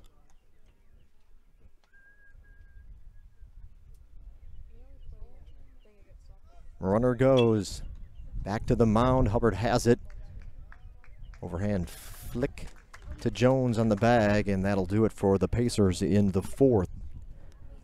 But not until USC Aiken pushed across 5 more runs, and they've stretched their lead to 8-0. Hurricanes look to do something on the offensive side when we return here from Hurricane Stadium.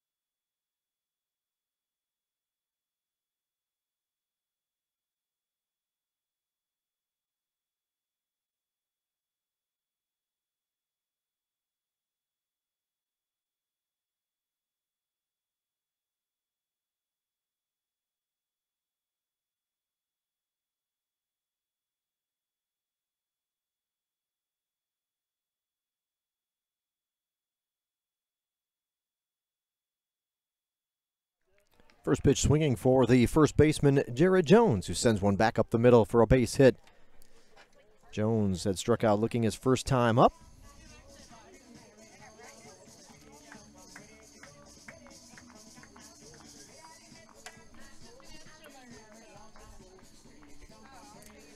Now batting is the right fielder, Austin Langford.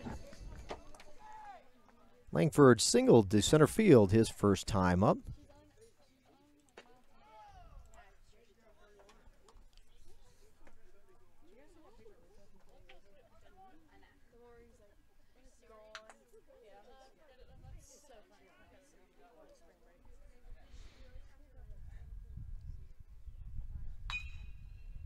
This one fouled off from Langford, falling behind 0-2.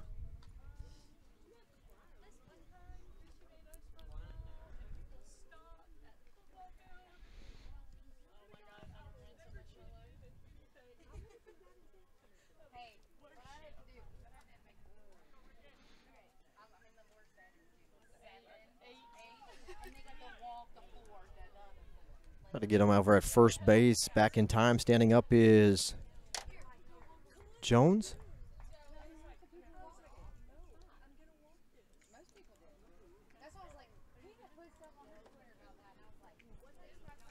Oh, 2 the count to Langford.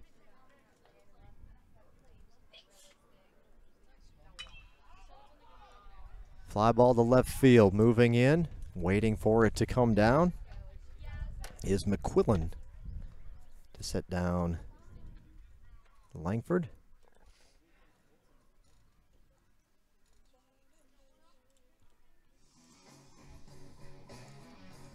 One away for the Hurricanes.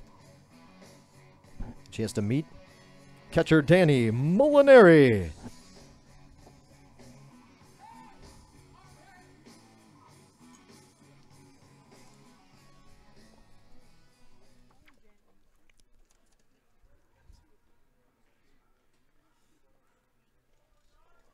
Molinari walked in the second inning.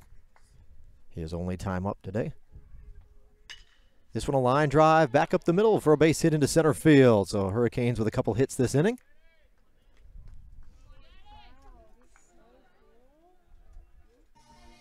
Good hit by a hard single up the middle. Line drive into center for Molinari. Hurricanes have a couple of runners on.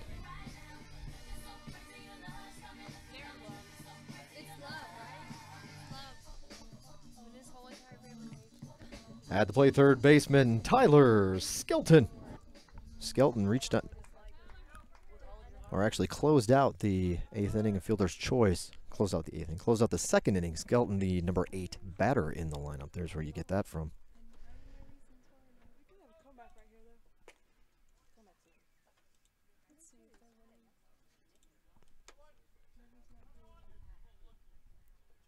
Runners at first and second. 2 hits in the inning.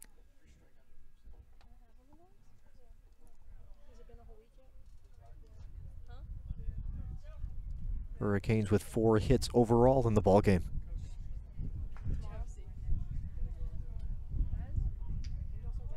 Time called. I guess that's a chance to introduce you to Tyler Skelton.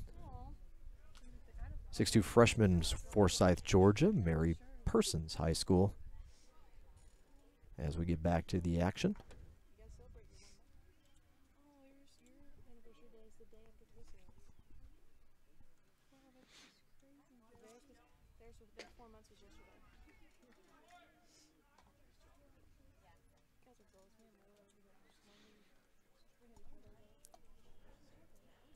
One ball, one strike.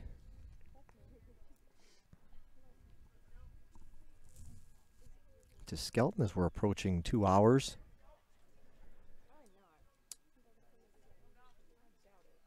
Of play here in the finale. Off the plate outside, 2-1.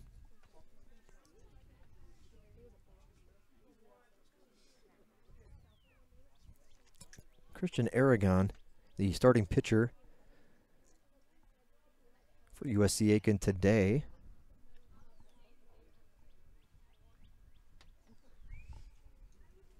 So look, his last couple outings.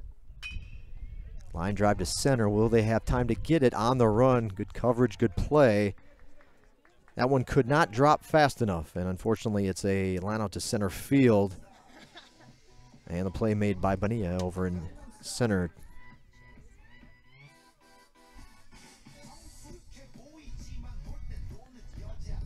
Two outs in the inning. The batter will be the freshman Devin Shea, Lowndes County High School. The number 9 hitter in the lineup.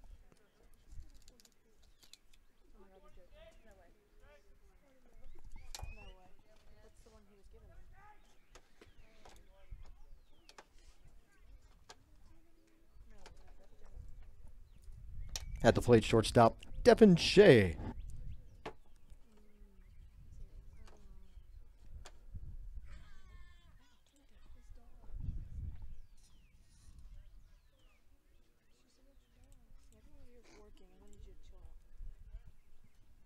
One ball, no strikes. Now the count even at 1-1 to Shea.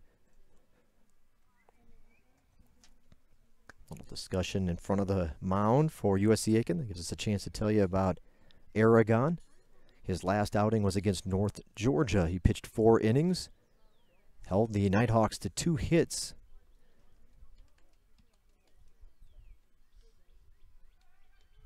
Walked 5, struck out 10. In 4 innings, allowed 2 earned runs over 4 innings of work.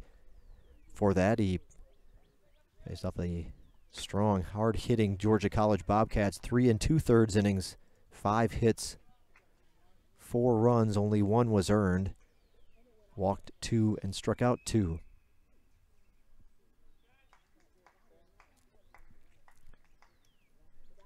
So we'll see how long they'll go with Aragon today, if he's on any kind of particular pitch count or with this comfortable lead, if he'll just keep going. 1 ball, 2 strikes. Low one inside.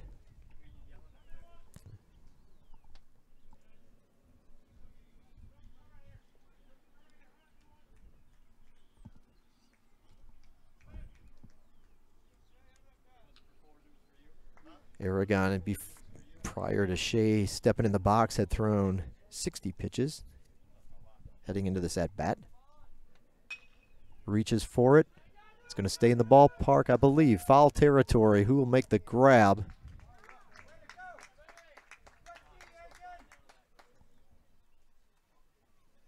Couldn't tell who grabbed that one. If it was the first baseman, I think that ended up making the catch. We'll find out for you for sure. Again, our view blocked on it. You may have seen it on the screen. Nonetheless, the Hurricanes held scoreless again. No runs in the 4th. Head to the 5th. It's been all USC Aiken here in the finale. Rubber game of the series, 8-0. The Pacers look to add to their lead when we get to come back for the 5th from Hurricane Stadium.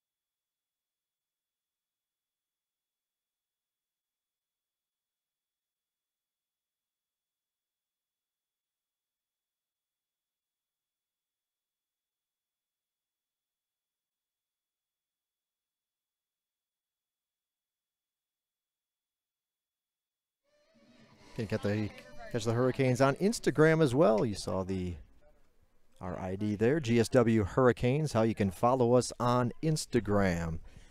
Take advantage of all of our social media platforms if you haven't already. To the 5th inning we go. The leadoff hitter Left fielder Sean McQuillan. McQuillan 0 for 1 in the game. He grounded out to third in the second. Dropped down a sacrifice bunt in the fourth. The number 9 hitter in the lineup this afternoon turns on that one foul.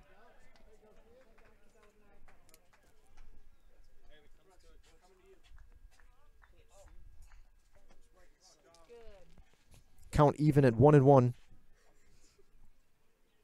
to Sean McQuillan.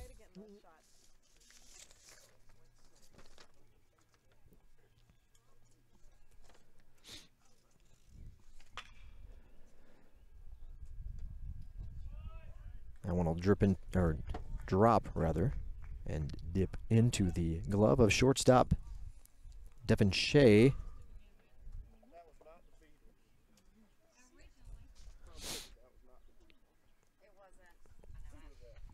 Back to the top of the order for USC Aiken, center fielder Jose Bonilla.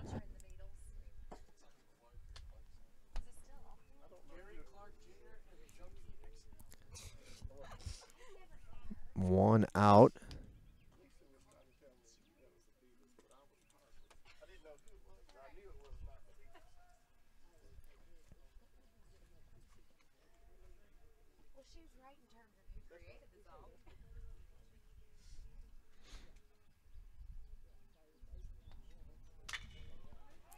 Popped up. Left fielder Cole Clark will drift towards the line and make the grab. High fly ball to left field for Bonilla. First time he's actually been retired in the ball game. He was 2 for 2 with a walk.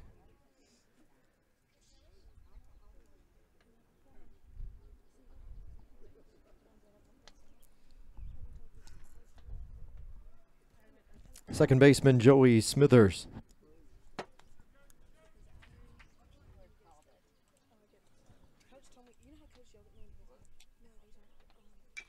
First pitch swinging, check foul.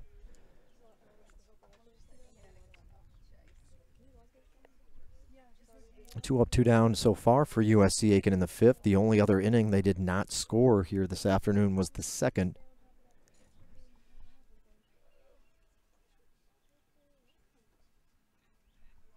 Ten hits in the ball game for the Pacers. That one floats down and into the zone for a strike. 0-2. 8 runs, 10 hits, no errors for USC Aiken. No runs, 4 hits, 2 errors for the Hurricanes. 0-2 pitch from Hubbard.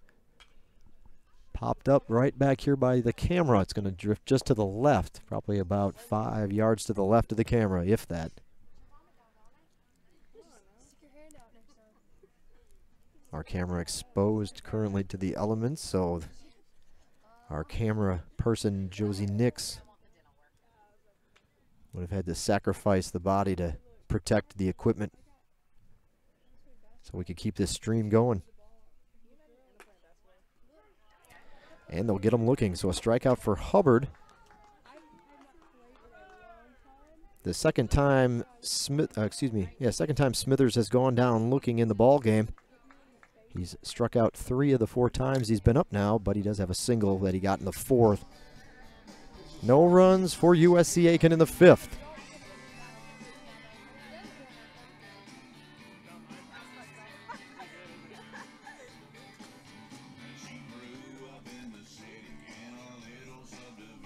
We'll head to the bottom of the frame. Coming up for the Hurricanes in the 5th. GSW will be back to the top of the order with Beta, Clark, and Logan. When we return from Hurricane Stadium, we appreciate you tuning in here on a Sunday afternoon. Peach Belt Conference action on the Surge Sports Network.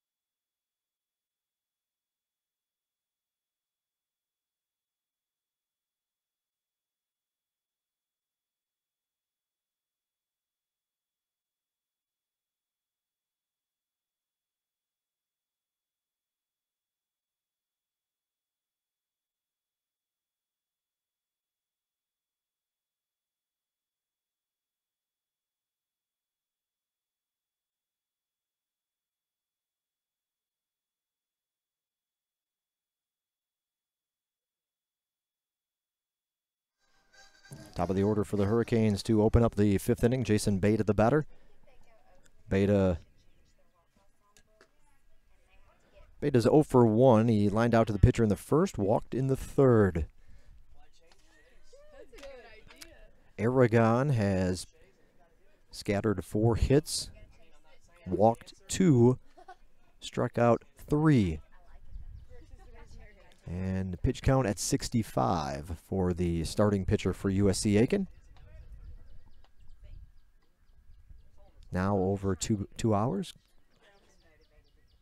Just over 2 hours and 5 minutes so far in this ball game.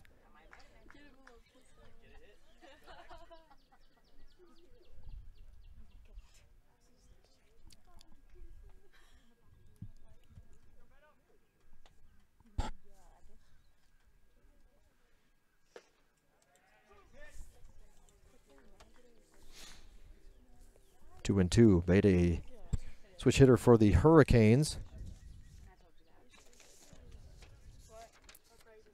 This season against left-handed pitching, Beta 3 for 9. Swing and a miss. Strikeout for Aragon, his 4th of the ball game.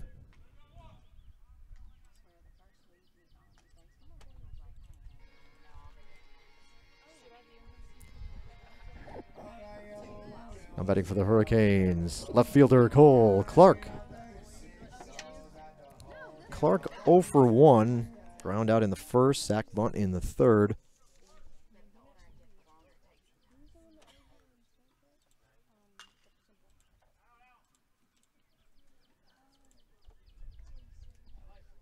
Fouls off the first pitch from Aragon.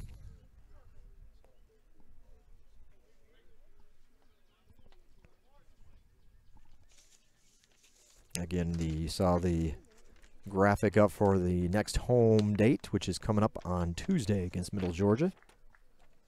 Popped up in the infield. It'll be the second baseman Smithers waiting on it and making the play.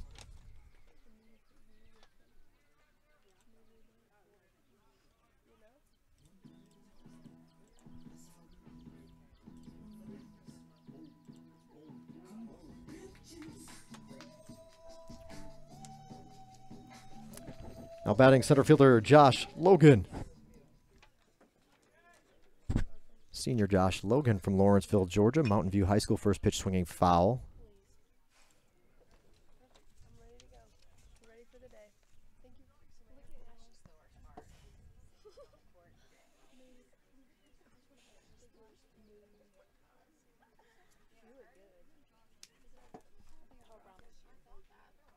Number 3 hitter in the lineup today. Logan has struck out both times he's been up. This time it'll be a pop-up shallow center field. Bonilla calls off his infielders and his teammates to make the play. So a pop-up to center field and shallow center field for Logan. That'll be an F8 in the books. Ends the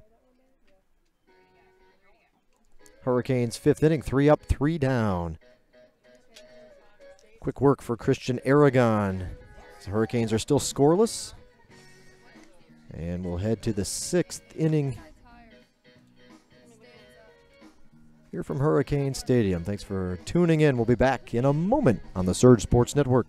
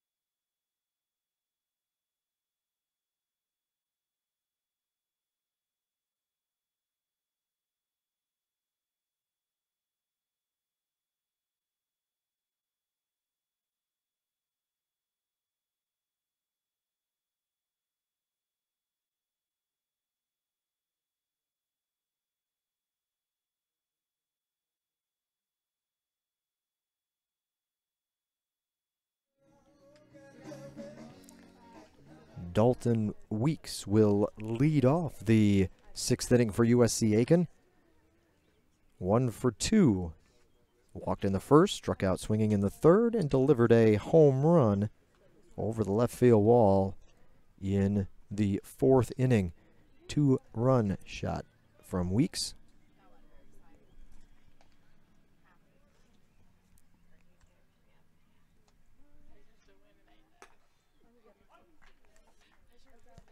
Evens the count up at 1-1.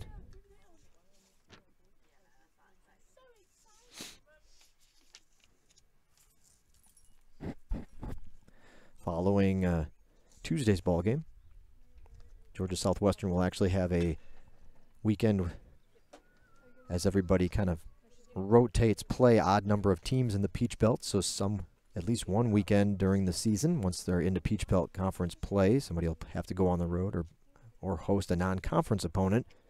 And coming up next weekend, it'll be Georgia Southwestern.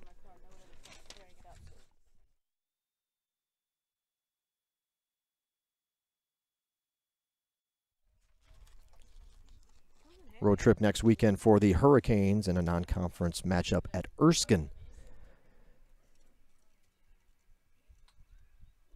5 o'clock game on Friday night and a doubleheader on Saturday starting at 1 o'clock.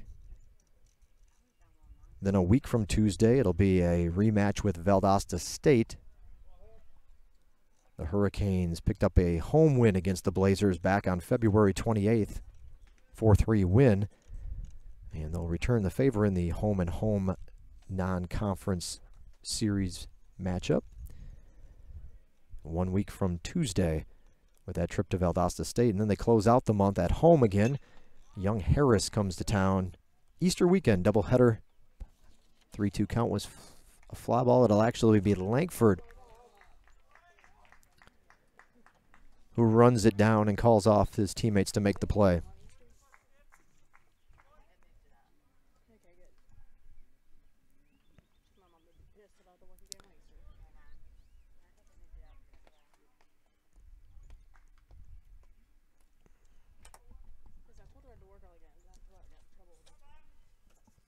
Catcher Blake Bottomley comes on with 1 out. Community service hours. Everyone had to sign up for something. This is what I signed up for. Bottomley hit by a pitch. He walked his first time up. Second catcher of the game and in for USC Aiken. Runners aboard. Right fielder Niall Goings.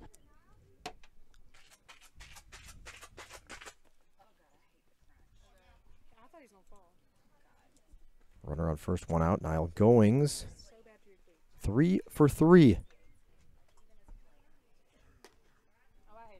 All hard-hit singles.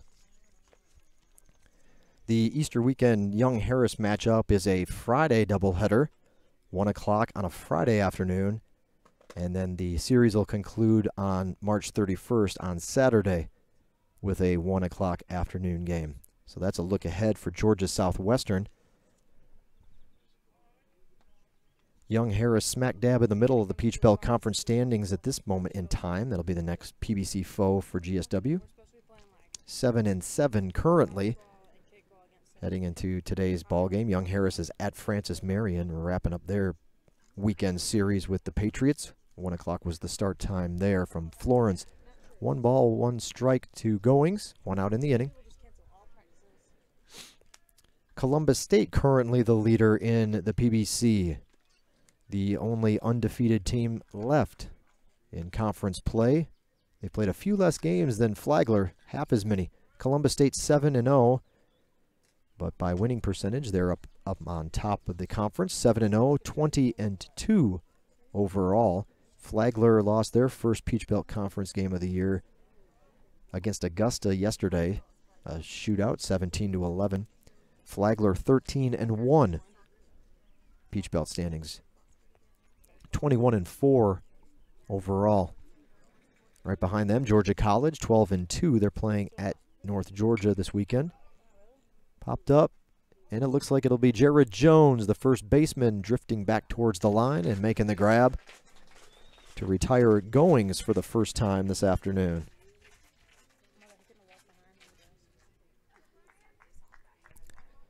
Two outs.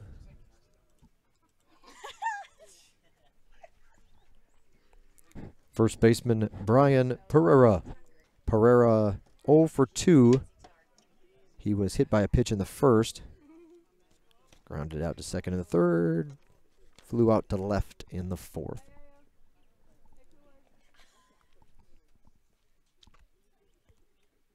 Georgia College 12-2 overall, 16-7. Or excuse me, 16-7 overall, 12-2 in the Peach Belt Conference. USC Aiken right there in the fourth slot, 7-4, on their way to 8-4, 16-8 overall. Pembroke, UNC Pembroke 6-5, Young Harris 7-7, North Georgia 5-6, Augusta 6-11, Francis Marion 4-10, Lander 1-10, and GSW at 1-13. Heading towards 1-14. Popped up shallow left field. It'll be Cole Clark to make the grab and end the inning. So Pereira flies out to left. Second time he's done so. Back-to-back at bats for him. And that'll end the top of the sixth, though. Hubbard has kept USC Aiken off the board for a couple of innings now. Second inning in a row. The Pacers haven't been able to add to their lead, but they're up in front comfortably.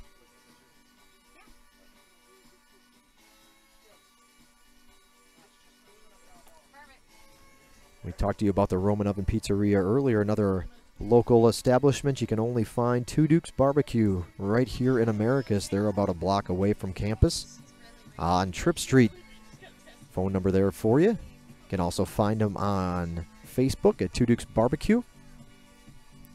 They do a lot more, as it says, Two Dukes Barbecue and more, I believe is their official restaurant name. And they do a lot more than just barbecue. They can cater. They can homemade potato salad, homemade casseroles, just good old home-fashioned cooking with award-winning barbecue to boot. So Two Dukes Barbecue, big sponsor of GSW Athletics, as always. And we thank Jay Duke and his wife for partnering and sponsoring Georgia's Southwestern Athletics. We'll be back in a moment for the bottom of the sixth.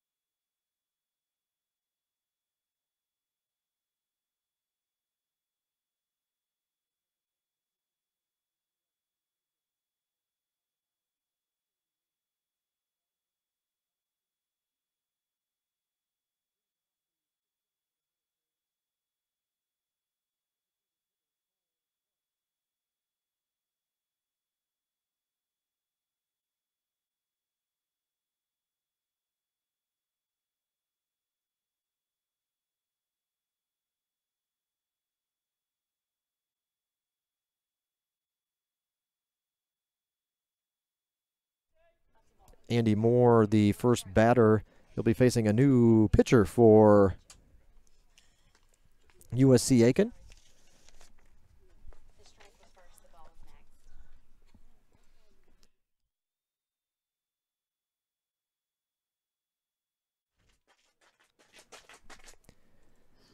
Well, meetings all around here. The new pitcher for USC Aiken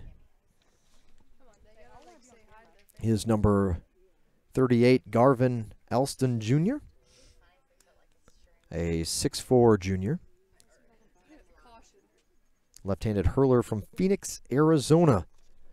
Coming in relief of starting pitcher Christian Aragon, who is the pitcher of record for the Pacers. Andy Moore takes the 1-1 offering from Aragon, or excuse me, not Aragon. There, we'll get it straight. Elston Jr. sends that one back up the middle for a base hit. So for Andy Moore, he's now 1 for 3 in the ball game. Leadoff man aboard for the Hurricanes in the 6th. First baseman Jared Jones.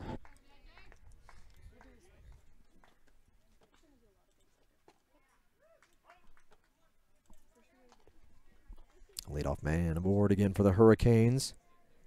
Get you a little bit of information on Elston Jr., the relief pitcher in for USC Aiken. That one stays upstairs, evens the count at 1-1. Elston Jr.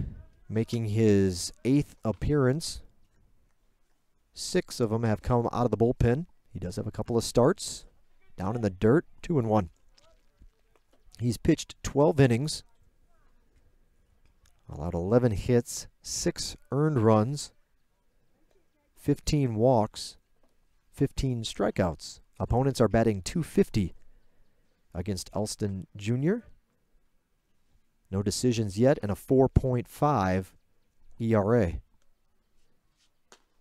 That one down enough to catch the top of the zone, and the fastball called for a strike, 2-2. So the Hurricanes batter Jared Jones is 1 for 2. He singled up the middle in the 4th.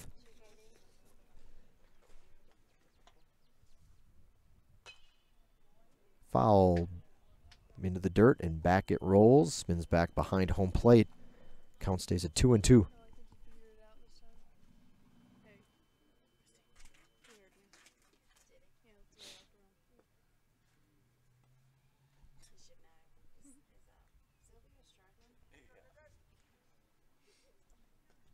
Ooh, that one will bounce past the catcher, and it'll allow Andy Moore to move over to second base. Wild pitch.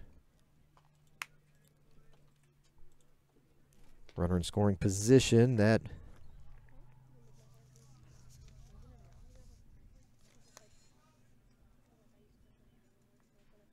is one thing that Elston Jr. has been prone to do, and that's throw the wild pitch.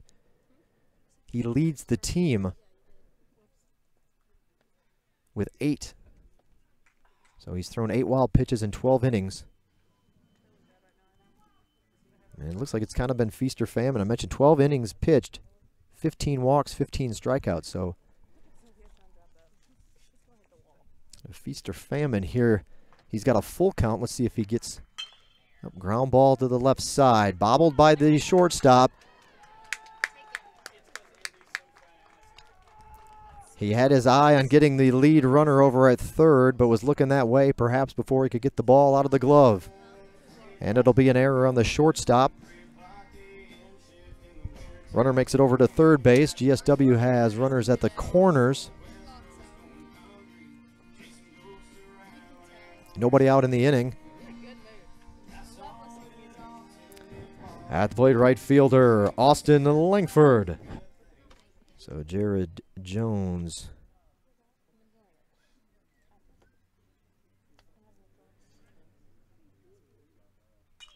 with an error popped up. Langford was 1 for 2.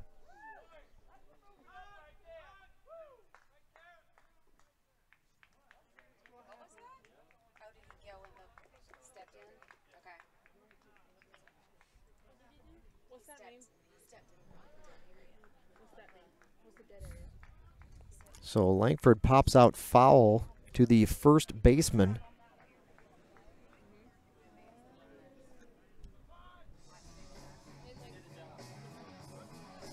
I'll have to see how.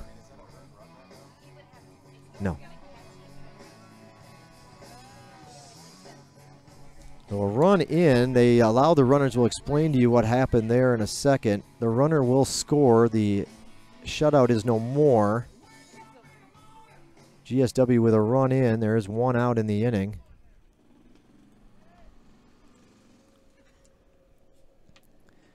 So what happened is that the Hurricanes dugout is, and the visitors dugout here at Hurricane Stadium, the batter At the plate, catcher Danny Molinari. Molinari is 1 for 1. Walked in the second, singled up to center field in the fourth. So the play was made, the catch was made in foul territory, just in front of the dugout for the Pacers. The first baseman makes the catch, but his momentum carried him into the dugout. There are no steps, there's no fence, there's nothing in front of the dugout. It's just open space. And as explained in all of those long pregame meetings at home plate, I'm sure they went over what's considered out of play and a dead area, if you will. And so his momentum took him into the dugout where the ball was out of play, and they awarded the base runners an extra base, just as if they would have thrown to, second baseman would have thrown to first and it would have went in the dugout and all the runners get to move. It was the same thought process there. And that is how the Hurricanes generate their first run of the ball game. 1 out. 1-2 count.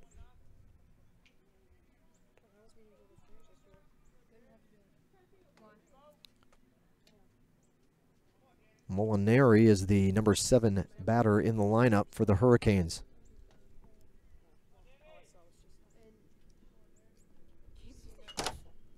Ooh, that's gross. Oh, he's got a love when you get to squish a bug on a piece of paper. And leaves behind a little treat. Spring is in bloom. 1 ball, 2 strikes, still the count to Molinari. The runner at second is Jared Jones.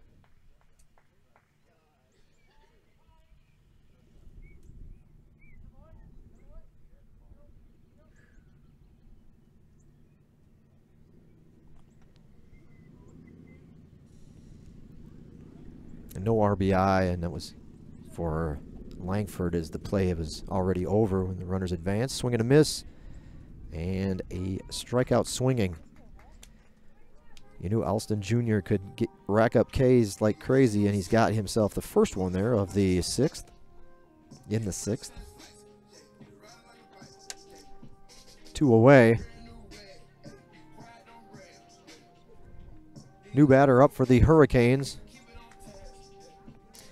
Your attention, fans, pinch hitting for the Hurricanes is number 10, Bradley Huff. So Bradley Huff will come in and pinch hit for Skelton with 2 outs in the inning. Get the ad updated for you.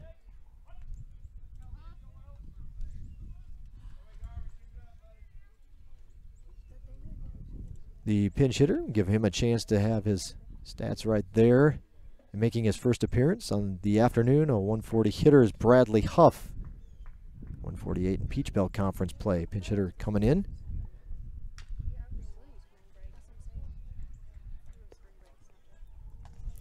Bradley Huff.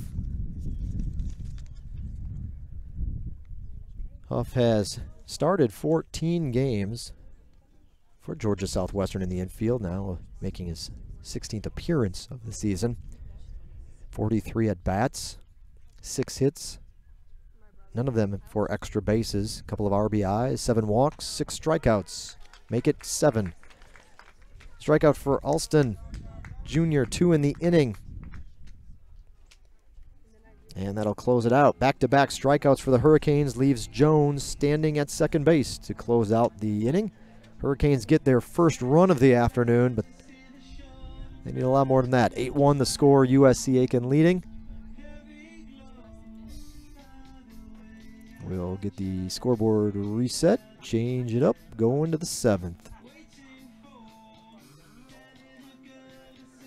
We appreciate you tuning in on the Surge Sports Network.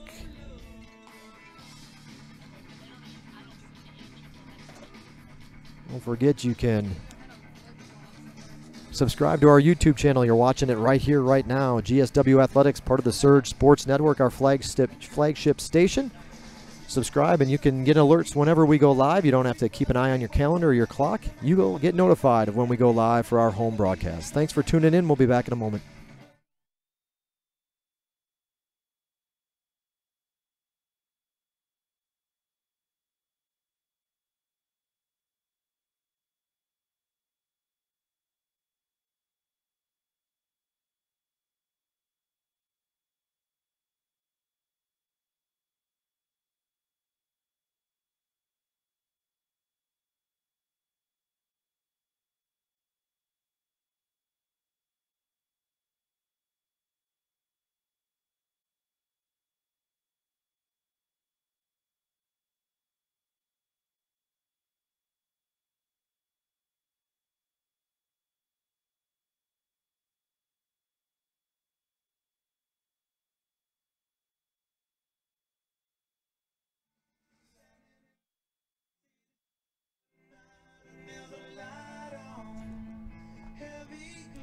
Leading off the 7th inning, designated hitter Philip Watcher.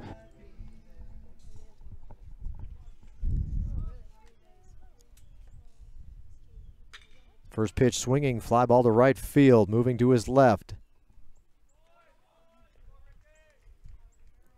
On the run and making the grab is Langford over in right.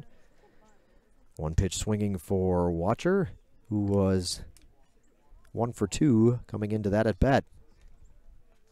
The number 8 hitter with a walk, by the way. The number 8 hitter, shortstop Chandler Rogers.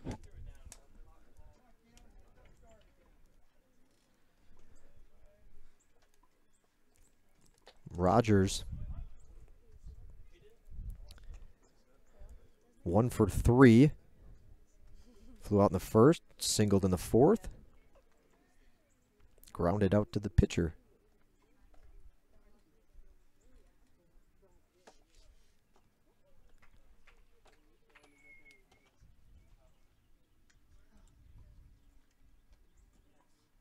With Langford's catch, there's 1 away in the inning.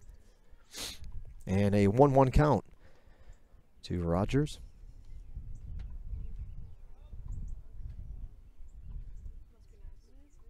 Off speed, drops in there for a strike.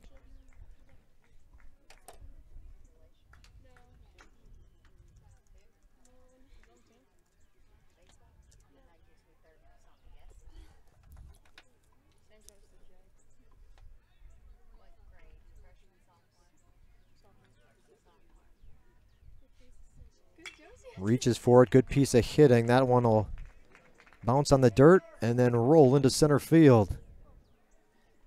Good piece of hitting by Rogers to get himself a base hit, his second of the ball game. Why you gotta do this? He doesn't care. See? I'm not gonna tell Coach. That's weird. No, he's soaking things. Runner aboard, the number 9 hitter in the lineup. Left fielder Sean McQuillan. McQuillan 0 for 2 with a sacrifice bunt mixed in.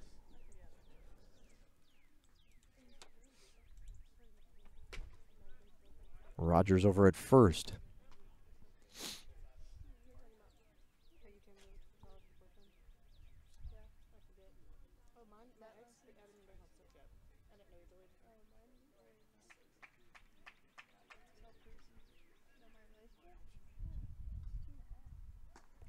Swing and a miss.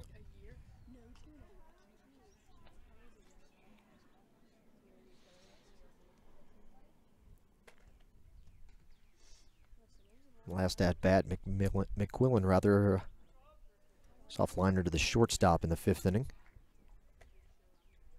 Just about where he's standing right now. Shea at short. This one in the dirt, rolls and bounces foul.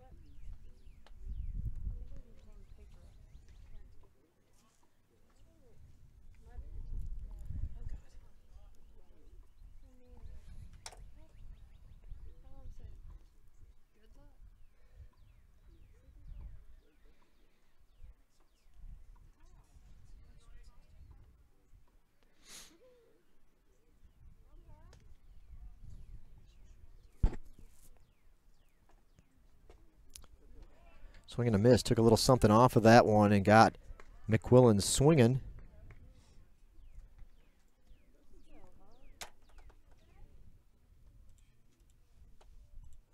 Two outs in the inning. Back to the top of the order. And center fielder Jose Bonilla. Bonilla is 2 for 3 with a walk. Doubled to open the game. Singled in the 4th.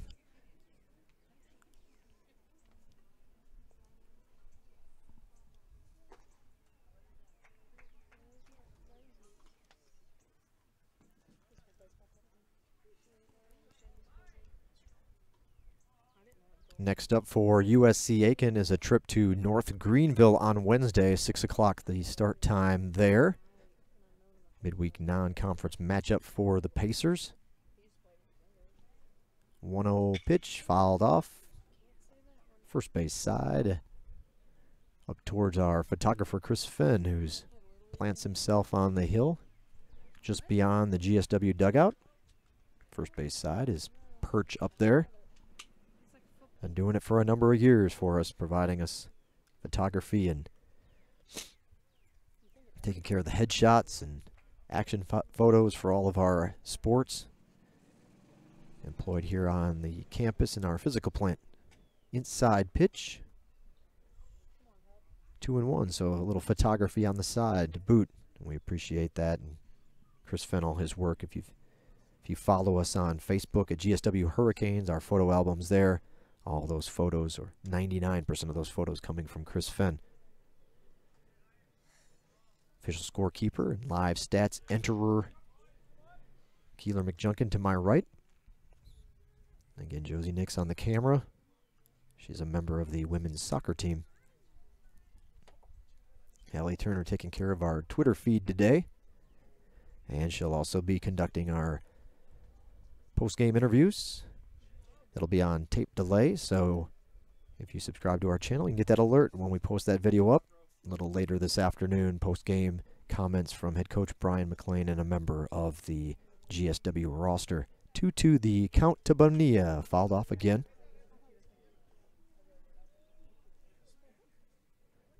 Following the trip to North Greenville on Wednesday, it'll be back home for the Pacers.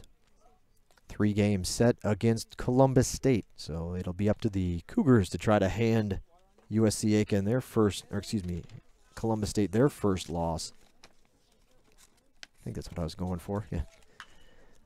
High fly ball, right center field. Who's going to get it? It'll be Langford moving to his right. Langford will make the catch, and the Pacers come up empty in the 7th. No runs. It's 7th inning stretch time from Hurricane Stadium. Folks have been standing for a while. Close to 2 hours and 40 minutes of game time. It's a good time to get up and stretch it out here. 7th inning stretch time in Americus. 8-1 USC Aiken in command of this one.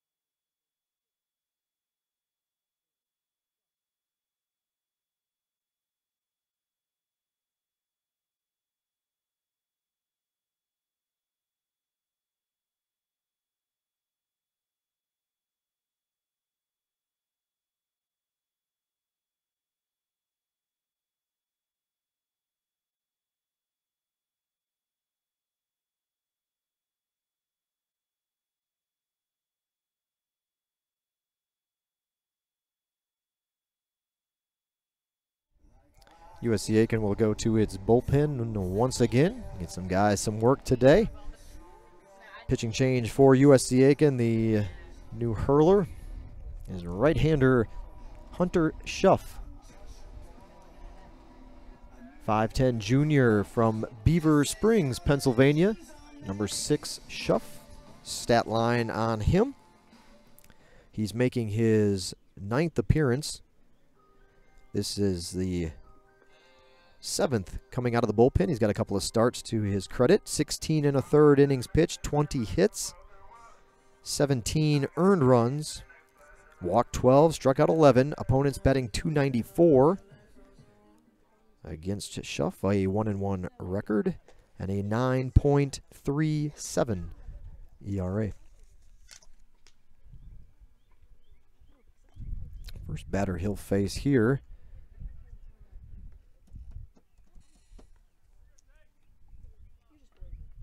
going to be Devin Shea, the Hurricanes shortstop. Leading off the 7th inning for the Hurricanes shortstop, Devin Shea.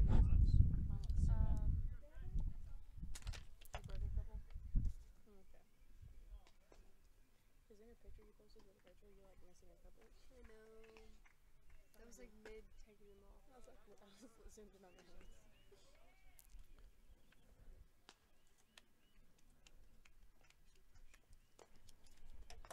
2-1 count to Shea.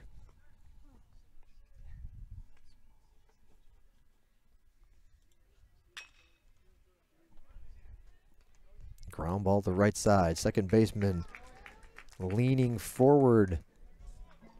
Sidearms it onto first to get Shea to open up the seventh inning. There we go. I'm rushing myself. One away, top of the order. Second baseman Jason Beta.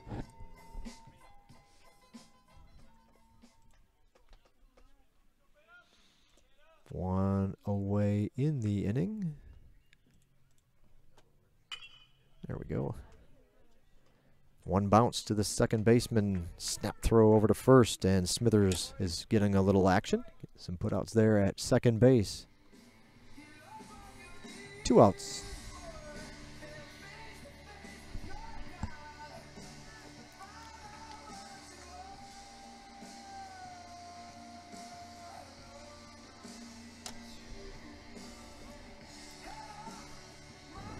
Left fielder Cole Clark. Clark is 0 for 2 with a sacrifice bunt in the third inning mixed in. 0 for 1.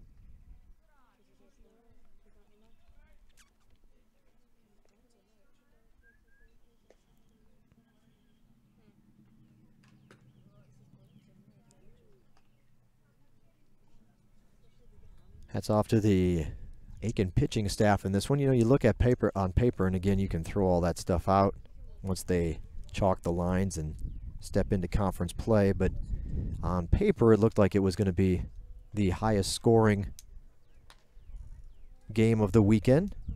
Just comparing some of the pitching performances and stats that were out there. Aragon has stepped up big time to shut down the Hurricanes, along with some help from the pen. And on the flip side, Aiken has kind of matched what was on paper, perhaps where this one was heading. And disappointing effort from the Hurricanes offensively at this point to have 5 hits in the ball game, and they've got a lot of work to do. Aiken has capitalized on the closing day of the series, the rubber game, and they have gone off and done it on both sides. The defensively, the pitching staff, and their hitters, who have accounted for 11 hits in the ball game. 3-1 count. Walk from Cole Clark.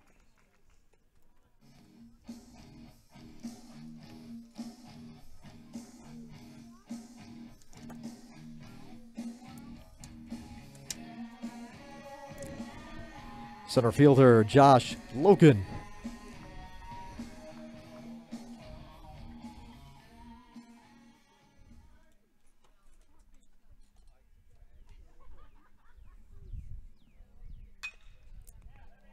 Fouled out of play, first base side.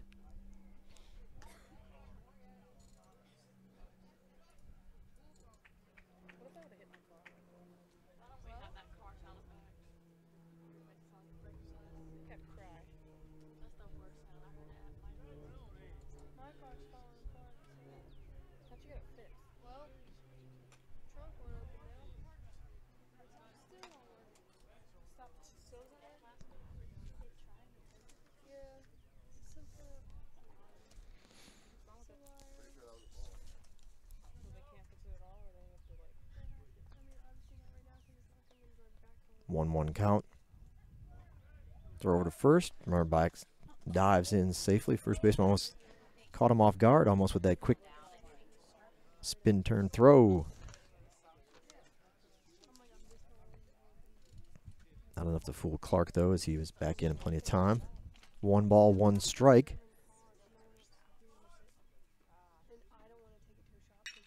Line drive into right field. Base hit for Logan.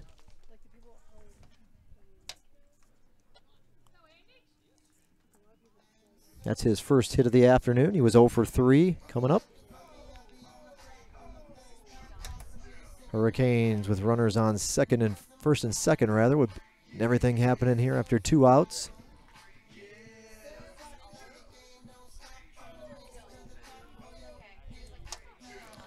Designated hitter, Andy Moore.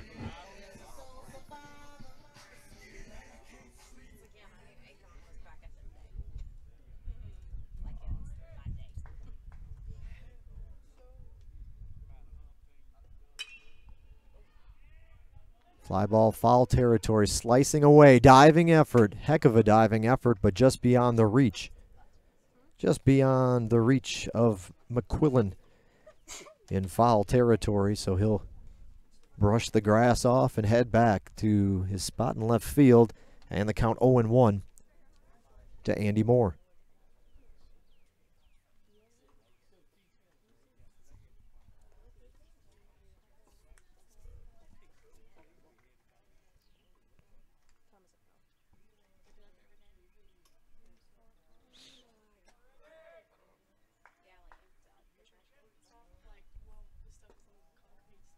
Misses 1-1.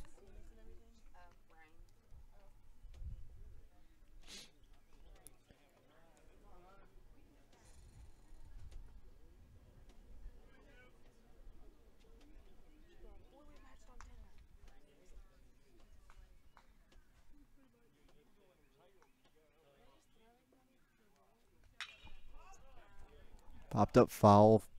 First base side out of play.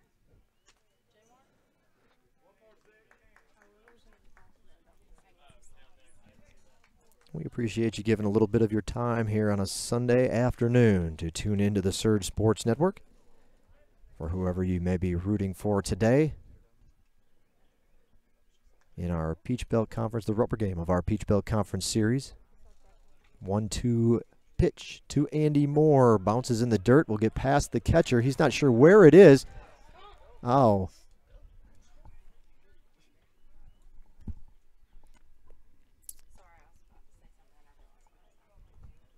So they'll hold up Andy Moore at third. I guess they need more than one run.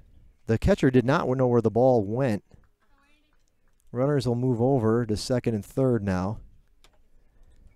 And the catcher completely lost track of the ball as it bounced up and high and over him to almost the on-deck, well, just beyond the on-deck circle at Hurricane Stadium on the home side. And once Moore had reached third base and had rounded third base, not Moore, I'm sorry, Moore's at the plate. That was Clark at third base. Once Clark had rounded third and was already off the dirt in rounding the bag, the catcher still didn't know where the ball was. And then finally he listened to his teammates and saw it back there and then scurried over to get it. So who knows what would have happened if Clark would have broke for home. But I guess why risk it? You need more than that one run to pull back in here within the Hurricane or within the Pacers. A chopper to the right side. Good play by the first baseman. He'll overhand throw it low to the pitcher covering the mound, but he'll make the play defensively. Good work for Schuff.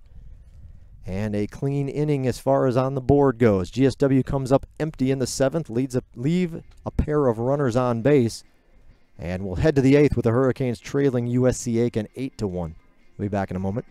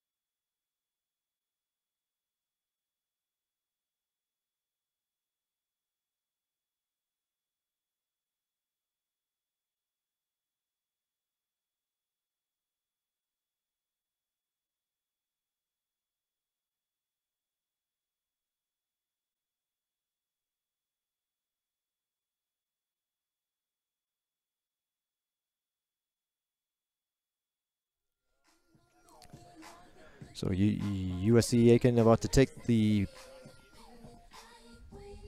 into the box and take their hacks here in the 8th inning, and they'll have to do so against a new Georgia Southwestern pitcher. To the bullpen we go, and freshman Jared Donaldson comes in. Not too far down the road, Albany, Georgia native. The freshman Donaldson from Terrell Academy. And he'll face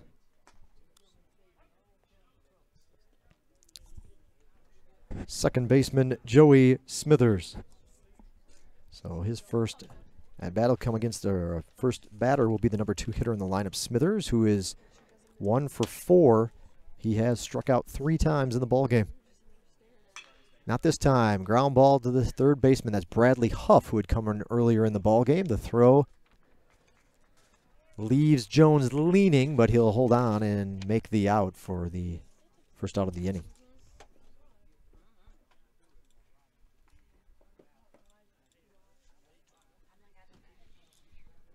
Pinch, nope, not a pinch hitter, sorry. Third baseman Dalton Weeks. So a 5-3 ground out for Smithers. Opens up the 8th inning. Donaldson. The line on relief pitcher Jared Donaldson. Stat line coming into play today. He's making his 5th appearance of the spring. 9 1/3 innings pitched so far coming into play today. 15 hits. 14 earned runs. 7 walks, 10 strikeouts. Opponents are batting .357 against Donaldson. No decisions yet, and a 13.5 earned run average. 3-0 to Weeks, who is 1 for 3 in the game with a walk and a 2-run home run. 3-0 pitch from Donaldson. Low and outside. Ball 4. Weeks will be walked for the second time. Kind of the bookends of his day. He walked in the first. And at least as far as the Hurricane fans go, hope his last at-bat of the game, a walk in the 8th.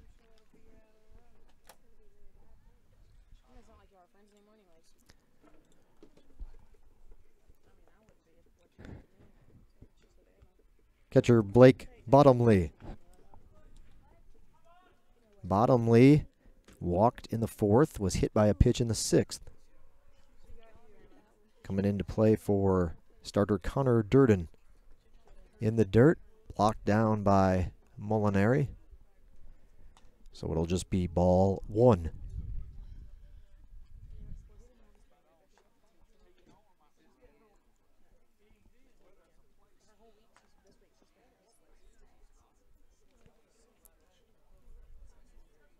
The series against Columbus State for USC Aiken starts Friday night.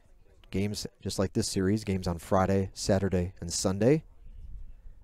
6, 2, and 1 the start times for that series back in Aiken against the Cougars. 1 ball, 1 strike. Peach Belt Conference action today as the series... Several series coming to a close. It was UNC Pembroke who was playing non-conference. They took on Winston-Salem State this weekend. And that series wrapped up yesterday. Today in the conference, Young Harris at Francis Marion. I mentioned that earlier. 1 o'clock was the start time. Augusta at Flagler, 1 p.m. Georgia College at North Georgia, 1 p.m. And Lander at Columbus State, also 1 p.m.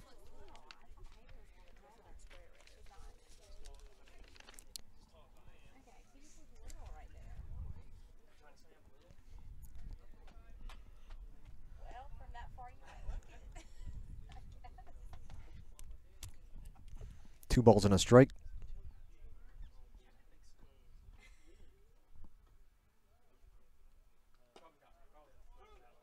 In there for a strike to even the count at 2-2. Our finale here just approaching and eclipsing the 3-hour mark. We're in the 8th inning.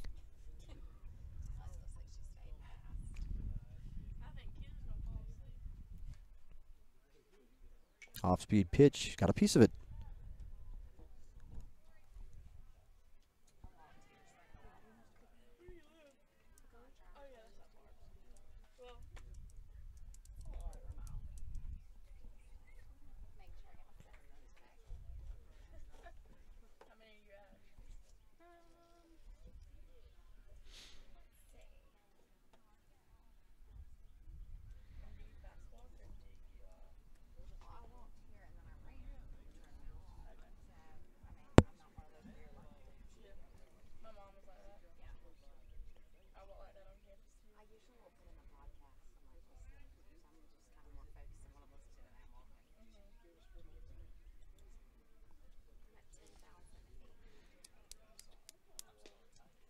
Two-2 pitch. Perhaps a little high and maybe outside. Hard to see from this angle. But out of the zone nonetheless. Full count to the batter. With 1 out in the inning here in the 8th.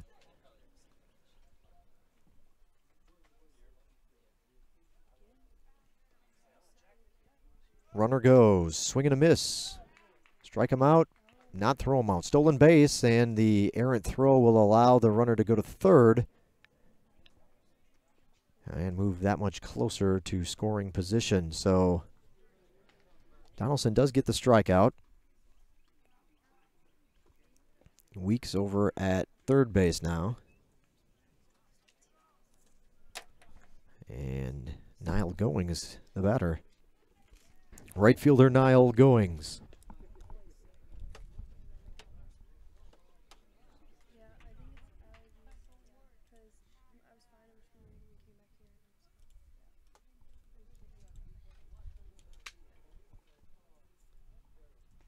High fastball.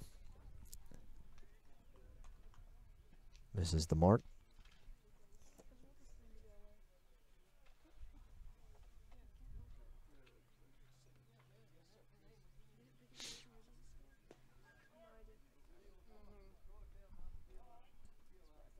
He'll step out.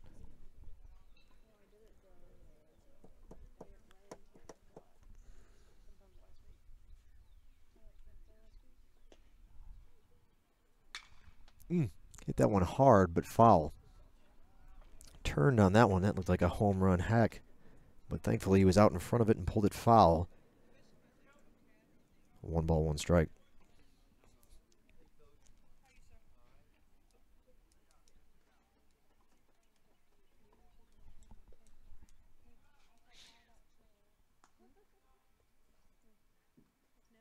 Donaldson off speed. Pitch in there for a strike. 1-2.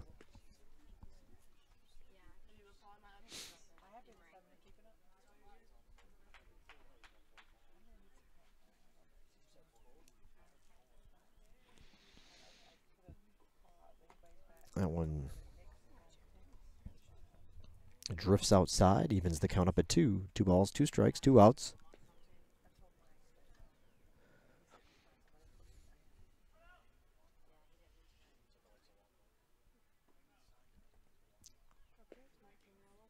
Donaldson from the windup. And the pitch off speed, and big hack from Goings, but he'll go down swinging. A strikeout for Donaldson, his second of the inning. So good work for the freshman, keeping the Pacers off the boards here in the 8th.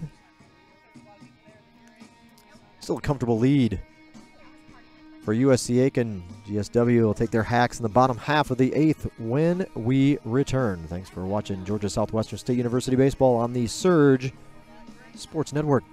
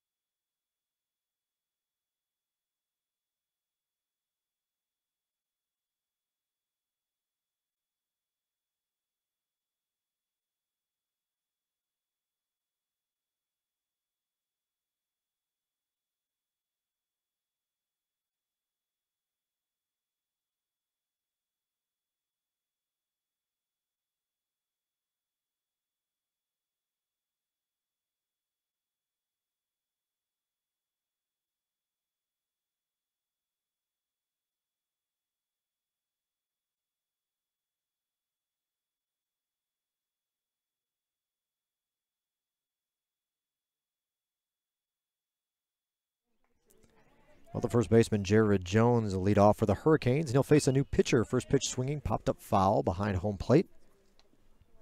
New pitcher for USC Aiken. This time we'll get a look at number 21. That's Freddie Beeman III, a 6'1" redshirt senior from Dahlonega. Beeman making his first appearance of the weekend. Gives you a little bit of information on him. He is making his 10th appearance of the spring out of the bullpen. Has a save. 7 2/3 innings pitched. 7 2/3 innings, 5 hits, 5 earned runs, 7 walks, 13 strikeouts. Opponents batting a mere 179 against Beeman. No decisions, the 1 save, and a 5.87 earned run average. So almost 2 strikeouts an inning for Freddie Beeman III. Jones will send one into right field, and that will be the first out of the inning.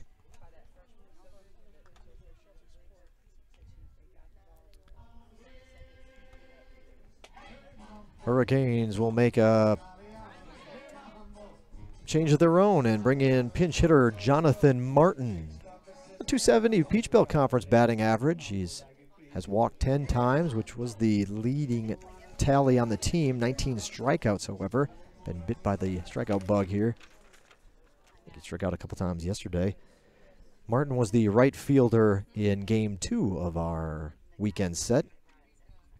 The 10 walks does, in fact, lead the Hurricanes, and as does the 19 strikeouts. So see what happens here for Jonathan Martin.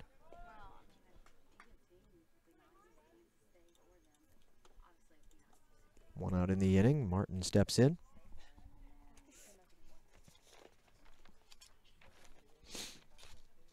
High for ball.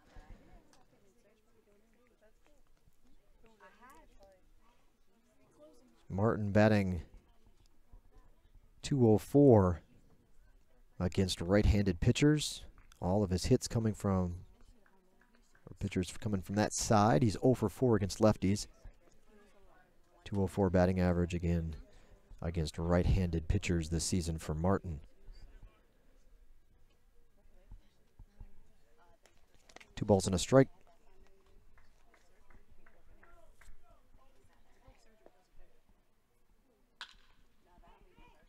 Roller to the right side. Second baseman Smithers has it, and he'll throw on to first. 2 up, 2 down in the home half of the 8th inning.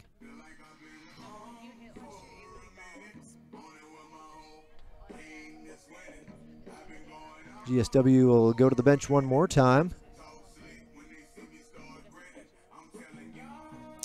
You saw him catch games 1 and 2. It's the senior Dakota Long, 157 batting average.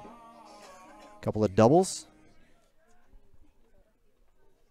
Their left-handed bat to face Beeman III here in the 8th.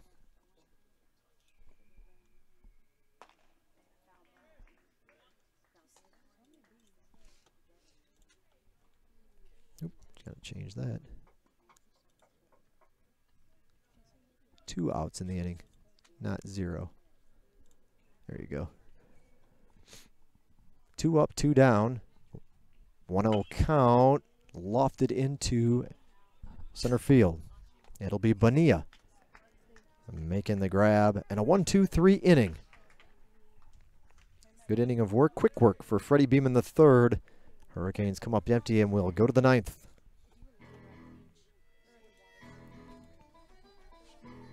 Appreciate you tuning in here on our YouTube station, the flagship station for the Surge Sports Network.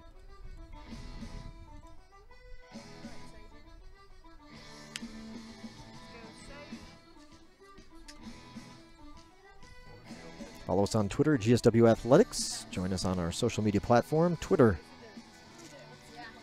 Thank you to all of our followers. Good chance to get all the scoop, updates, and behind-the-scenes action in whatever many characters or less that Twitter's up to now. New pitcher for the Hurricanes. We'll tell you more about it in just a moment.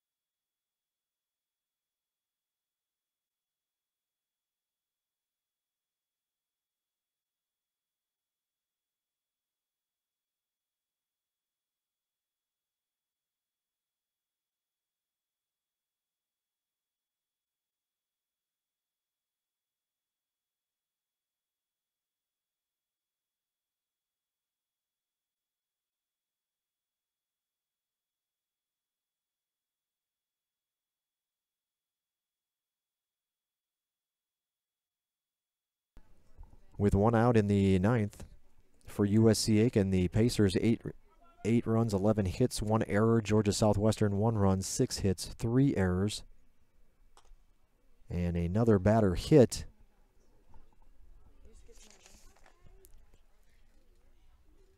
That was Kerry Holloway.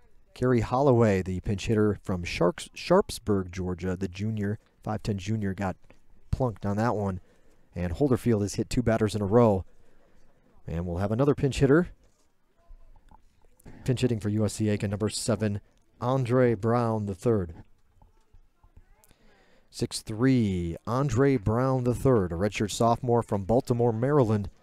Man, you got to be thinking he's ready to duck out of the way of one.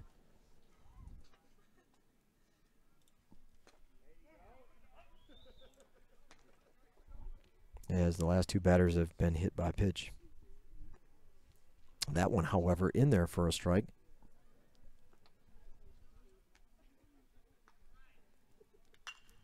Swing, foul, back out of play.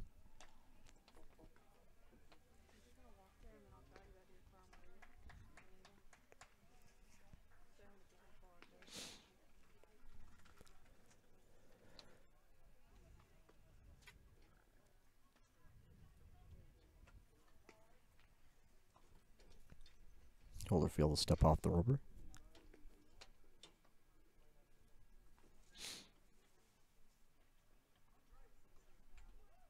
Oh, 2 pitch. Oof. Almost got him. Ball's right in front of him. Dakota Long, the new pitcher, staying in to catch after pinch hitting the last half inning.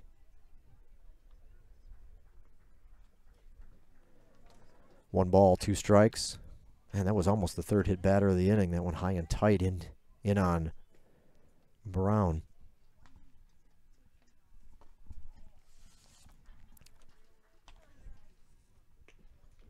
Andre Brown III making his, he's got 16 at-bats this season, 2 hits, 2 RBIs, struck out 7 times, has yet to walk, 125 batting average. And a swing and a miss, so a strikeout for Holderfield. 2 outs.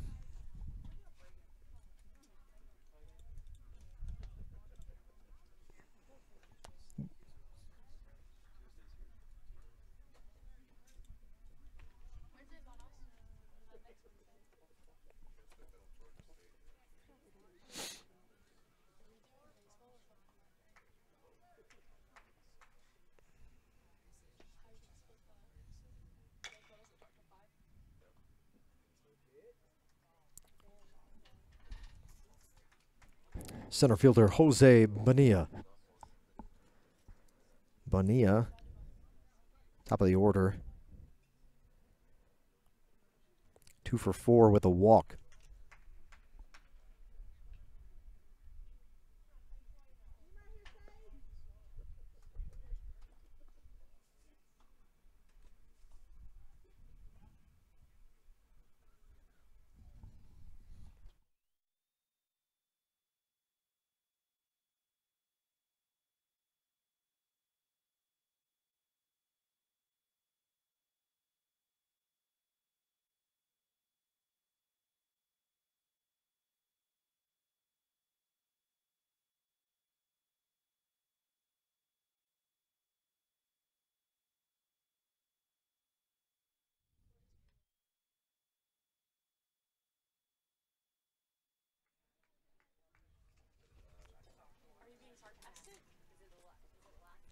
Two strikes to Bonilla.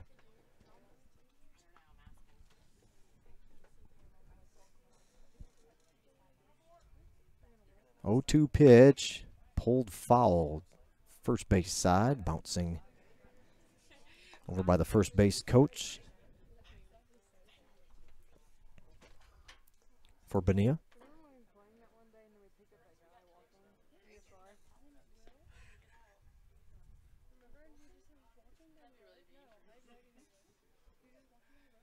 Oh, 2 pitch, big curveball. That hook gets Bonilla swinging. So Bonilla will go down on strikes to end the 9th inning for USC Aiken.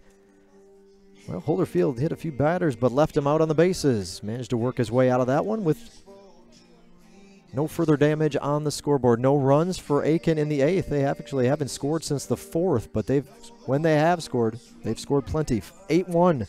GSW now looking to close the gap. Bottom of the 9th when we return from Hurricane Stadium.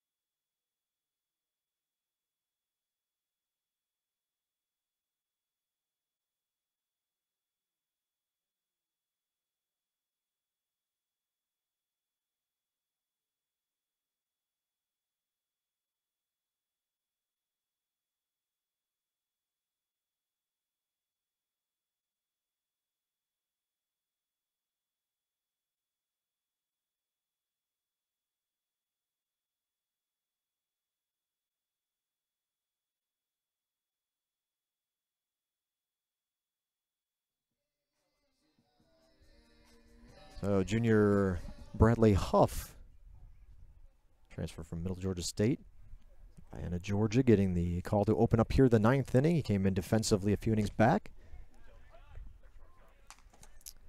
New pitcher for USC Aiken as well to close out the ball game here. The pitcher is the left-handed redshirt freshman from Edgefield, South Carolina, number 13, Henry Cartrett.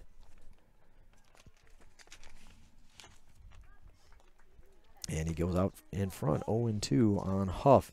Cartrett making his second appearance of the spring. He has pitched 1 inning so far. Struck out a batter in that inning, and now has struck out his second batter of the spring. No earned runs allowed yet for Cartrett. No hits against him as well. He did hit 1 batter. That about his only flaw in that 1 inning he did pitch earlier in the season.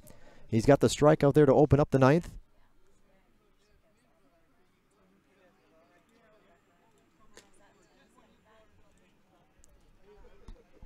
I mentioned it. You just saw it a moment ago. GSW Hurricanes. That's how you can follow us on Instagram. Give us a good look. All those wonderful GSW athletic department photos that you can follow along with. 2 balls, no strikes to the batter. Up for the Hurricanes is Devin Shea.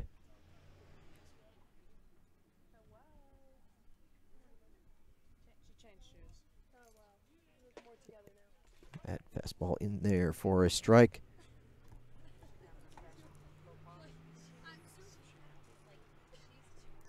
Shea is 1 for 3. He singled his first time up back in the 3rd inning. Hurricanes' only run in this ball game came back in the 6th inning. Otherwise, the pitching staff for Aiken has done a commendable job to keep the Hurricanes at bay when they have had runners or even a couple runners on base. It really obviously hasn't led to anything. Been able to work their way out of it and shut the Hurricanes down. And it looks like they'll be taking 2 of the 3 here in Americus this weekend.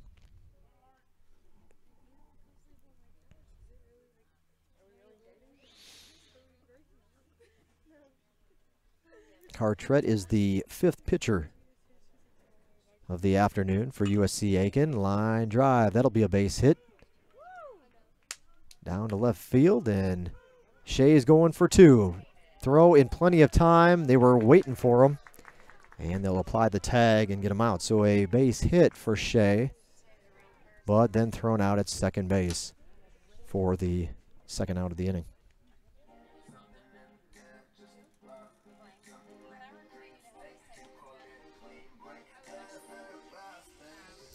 Two outs.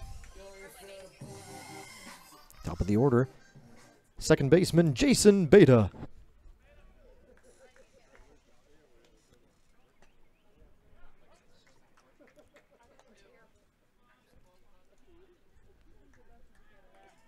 USC Aiken pitchers combined have struck out 7, walked 3 here this afternoon. 0-1 pitch. Misses the mark, 1-1.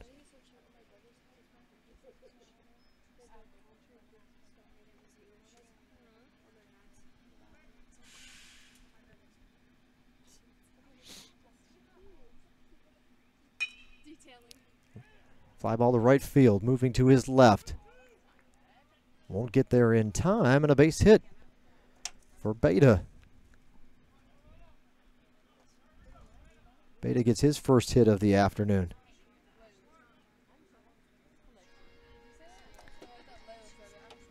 Opposite field shot for Beta, batting from the right side, the switch hitter.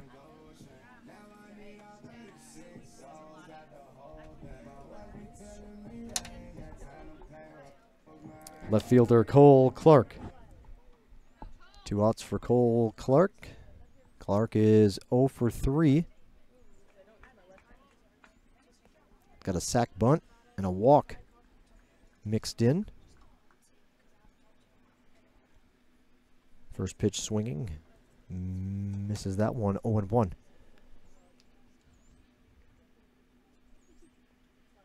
Popped up. This should be the ball game. If it stays in the ballpark, it won't. It's going to drift. You see it bounce right there. Perhaps you did. It just cleared the backstop and perhaps got to the bottom row of seats here at Hurricane Stadium. 0-2.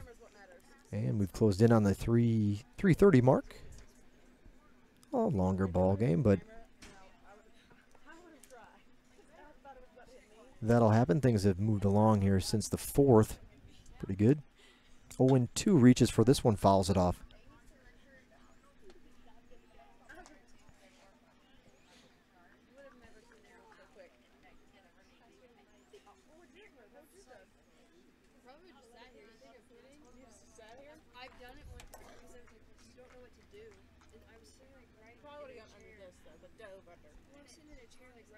In the dirt.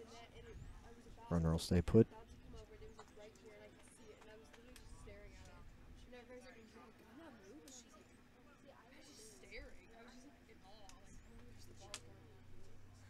And the Georgia Southwestern eSports team saw their season come to a close last night. League of Legends Championship in Milledgeville. Beautiful setup by the folks in Milledgeville. It really did good work. They'll throw down to first, diving back in safely. 2 balls, 2 strikes to Clark. But the Hurricanes did qualify for the Peach Belt Conference tournament based on their performance during the regular season. The 7 seed in the tournament, and they lost 2-0 to Augusta. Lost 2-0 to Augusta yesterday, but looks like Milledgeville is doing a great job as the host for the inaugural eSports Championship. Ball is low.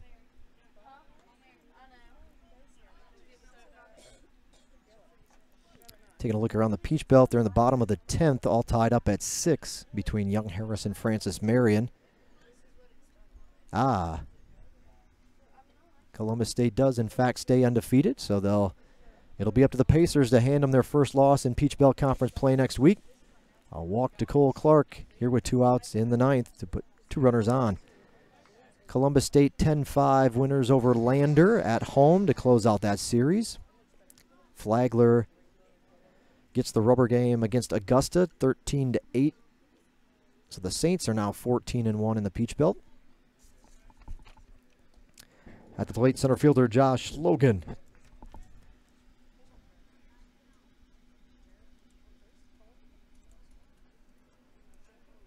2 outs, 2 on.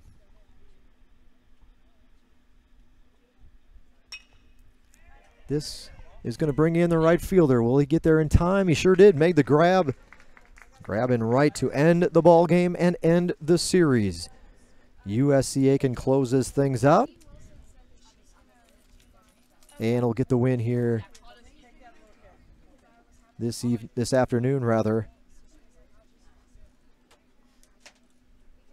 from Hurricane Field, or Hurricane Stadium, rather.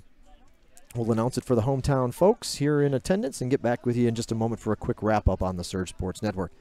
Ladies and gentlemen, that'll do it for today's ball game. Thank you for attending this weekend's Peach Belt Conference Series. USC Aiken takes the final game here this afternoon, final game of the series, the rubber game of the series, by the score of 8-1.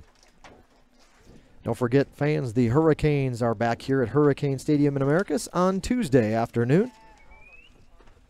Start time against Middle Georgia State for a non-conference matchup will be 5 p.m. So again, the Hurricanes are at home on Tuesday at 5 p.m. Last chance you can catch the Hurricanes before they head on the road and won't return until the end of the month. So catch the Hurricanes in action on Tuesday against Middle Georgia State at 5 p.m. Of course, your full wrap-up and information, stats, box score, all that good stuff available on our website, gswcanes.com, gswcanes.com. You can also find the replay of today's ball game on our YouTube channel, the flagship station of the Surge Sports Network. That's GSW Athletics on YouTube, GSW Athletics on YouTube. We'll have our post-game interviews here shortly, and they'll be available also on that YouTube station, so make sure you subscribe today. Tape delay post-game interviews with Hallie Turner coming your way here a little later this afternoon. Again, you can find us on YouTube at GSW Athletics. Thanks for tuning in. Thanks for being here this afternoon. We wish you safe travels wherever you may be heading, and we hope to see you back here on Tuesday at 5 o'clock against Middle Georgia. So that'll do it. You sign off to the folks in attendance. A couple folks less than probably what we had yesterday, but not much. Very similar crowd to our Saturday afternoon crowd. Folks from Aiken and supporting the Pacers making the trek down as well. This one is officially in the books. USC Aiken gets the rubber game of the series and by the final score of 8-1. We'll take a look at the box score for you here in just a moment. If we'll pull it up, they're kind of transitioning from live stats to a posted box score just up on our Presto Sports website, hosted by Presto Sports, the official website partner of GSW Athletics. Actually, I shouldn't have done that. I don't have either now. Let's see if we can get back to that live stats. There we go. There we go. So for USC Aiken, they scored a run, 2 runs in the first to get things started. That would prove to be all the offensive support that the pitching staff for the Pacers would need. But we'll play it out anyway. 2 runs in the first. They added a run in the third, and then the big damage came with a 5-run 4th inning. USC Aiken was out in front 8-0. Georgia Southwestern tacked on their first and only run of the game in the 6th to get us to our final score. USC Aiken 8 runs, 11 hits, 1 error in the ballgame. Georgia Southwestern 1 run, 8 hits, 3 errors on the Hurricane side of things. Leading batters for both teams, Niall Goings went 3 for 5 for the Pacers, 3 for 5 with 2 RBIs. Connor Durden scored twice, was 1 for 2 with a double. Chandler Rogers 2 hits in the ballgame, 2 for 4. He scored a run. And Jose Bonilla 2 for 5, scored twice, was walked once, and one of his 2 hits a double for the Pacers. Christian Aragon gets the win. The starting pitcher for USC Aiken went the required 5 innings, 3-1 now for Aragon this spring. And Spinks, Kyle Spinks takes the loss, falling to 0-4. The senior pitcher for the Hurricanes. Aragon went 5 innings, scattered 4 hits, did not allow a run to be scored, walked 2, struck out 4. Garvin Elston Jr. gave up the 1 run, 1 hit. He did strike out 2 in his inning on the hill. Hunter Schuff took an inning of relief. Freddie Beeman III, Henry Cartret, each pitching 1 inning of relief for the Pacers. Georgia Southwestern did get 1 player with multiple hits in the ballgame, and that was the shortstop Devin Shea, who finished 2 for 4. Starting pitcher Kyle Spinks, 3 1/3, 9 hits, 8 runs, all earned, 4 walks, 4 strikeouts, 98 total pitches. Matt Hubbard pitched 3 2/3 innings of relief, 2 hits, no runs, struck out 2, and did not walk a batter. Jared Donaldson pitched a scoreless inning of relief, 2 strikeouts, 1 walk, and Sage Holderfield kept the Pacers off the board in the 9th and struck out 2 along the way. Situationally, see if we can pull that up for you.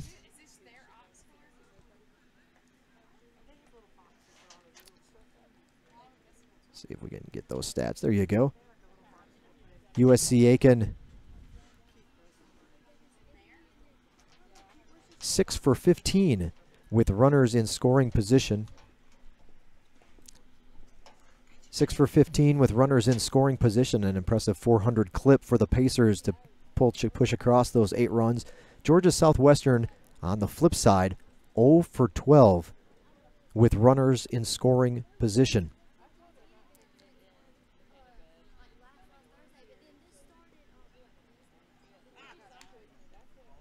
USC Aiken pitchers combining to throw 142 total pitches. Georgia Southwestern 179.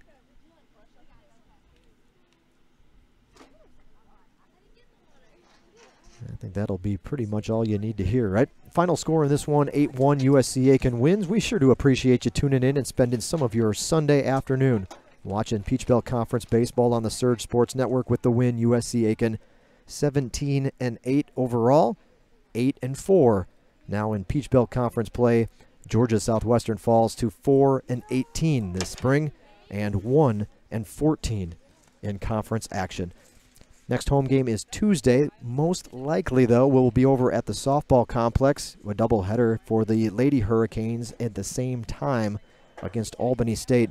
The men are playing Middle Georgia State University in a non-conference matchup back here at Hurricane Stadium. If that is the case, our next home broadcast will be Friday, March 30th. Peach Belt Conference doubleheader against Young Harris that begins at 1 p.m. Eastern, or 1 p.m., and that's Easter weekend. Again, that's a Friday doubleheader starting at 1 o'clock. Thanks for tuning in this afternoon. We appreciate it. You've been watching Georgia Southwestern State University baseball right here on the Surge Sports Network.